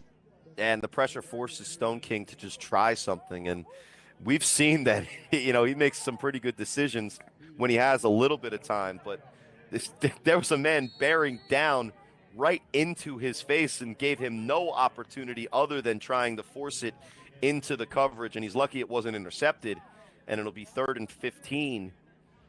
And Sickwidit basically down to their last-ditch efforts. Minute 20, the snap, the screen to Corsi. Corsi gets stopped, but he will keep pushing before he is brought down by Bell at the 35-yard line, and it will be 4th down, 4th and 10. And the clock will continue to run as Stone King and the Sickwidit have one last shot. The snap.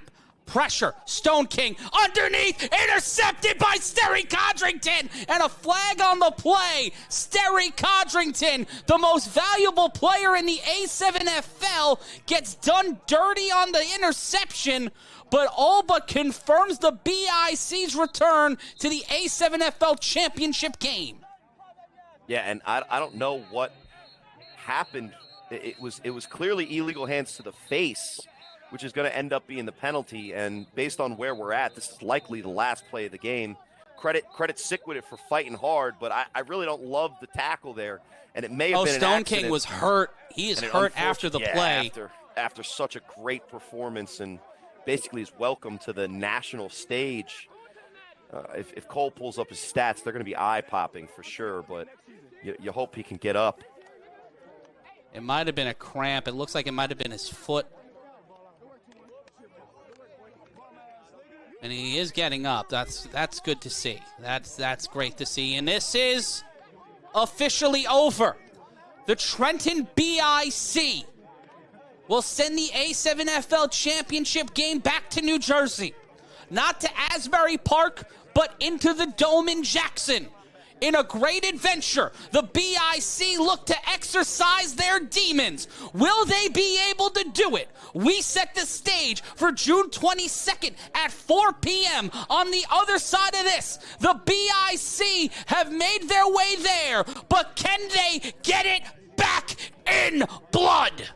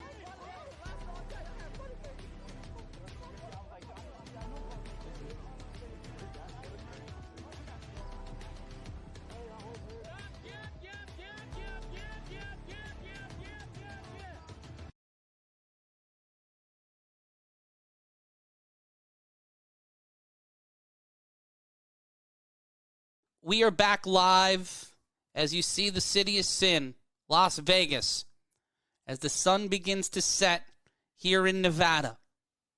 And the season has ended for Sickwidit and the Silk City Animals. Two teams that fought their way to get close to the top of the mountain. But on June 22nd at 4 p.m. Eastern, 1 p.m. Pacific, in Jackson, New Jersey, Corey Hammond, it will be the Trenton BIC and the Las Vegas Insomniacs one more time, with history, destiny, and legacy on the line. And we see here, we will be here at Jackson, New Jersey's Dome, Sunday, June 22nd, 4 p.m. Eastern. Our swan song for the year, my swan song here. We want you to be a part of it. We're going to be there. It's going to be a party. Go to a7fl.com/championship. That's a7fl.com/championship. If you play in this league, if you run a team in this league, if you love this league, find yourself in Jackson, New Jersey, Sunday, June 22nd at 4 p.m. Eastern, for what may be the last stand for two dynasties at the brink of history. Will Sterry Codrington get it back? Will the Trenton BIC rectify the timeline? Or will the Las Vegas Insomniacs shut the door on an era in A7FL history and set a new day one more time with it all on the line? Corey Hammond, your final thoughts. Well, I want to give a lot of credit to the Animals for getting to this point and for fighting extremely hard to make the first half of their game today very interesting. Now, the Insomniacs took care of business as everybody kind of expected they would, but the Animals deserve credit. Sickwidit maybe even deserves more credit, but this has been the most interesting waltz. Some might say a mamba, a dance that felt inevitable as soon as last year's championship ended, that this would be the matchup that everybody wanted. This would be the matchup that was inevitable. And as inevitable as Thanos, but Iron Man is ready for the snap. And we will wrap our day here. Yes, let's wrap it. June 22nd, 4 p.m., BIC, Insomniacs, with them Florida boys there. For all of us here at the A7FL, enjoy Father's Day. Who's the A7FL's daddy? June 22nd.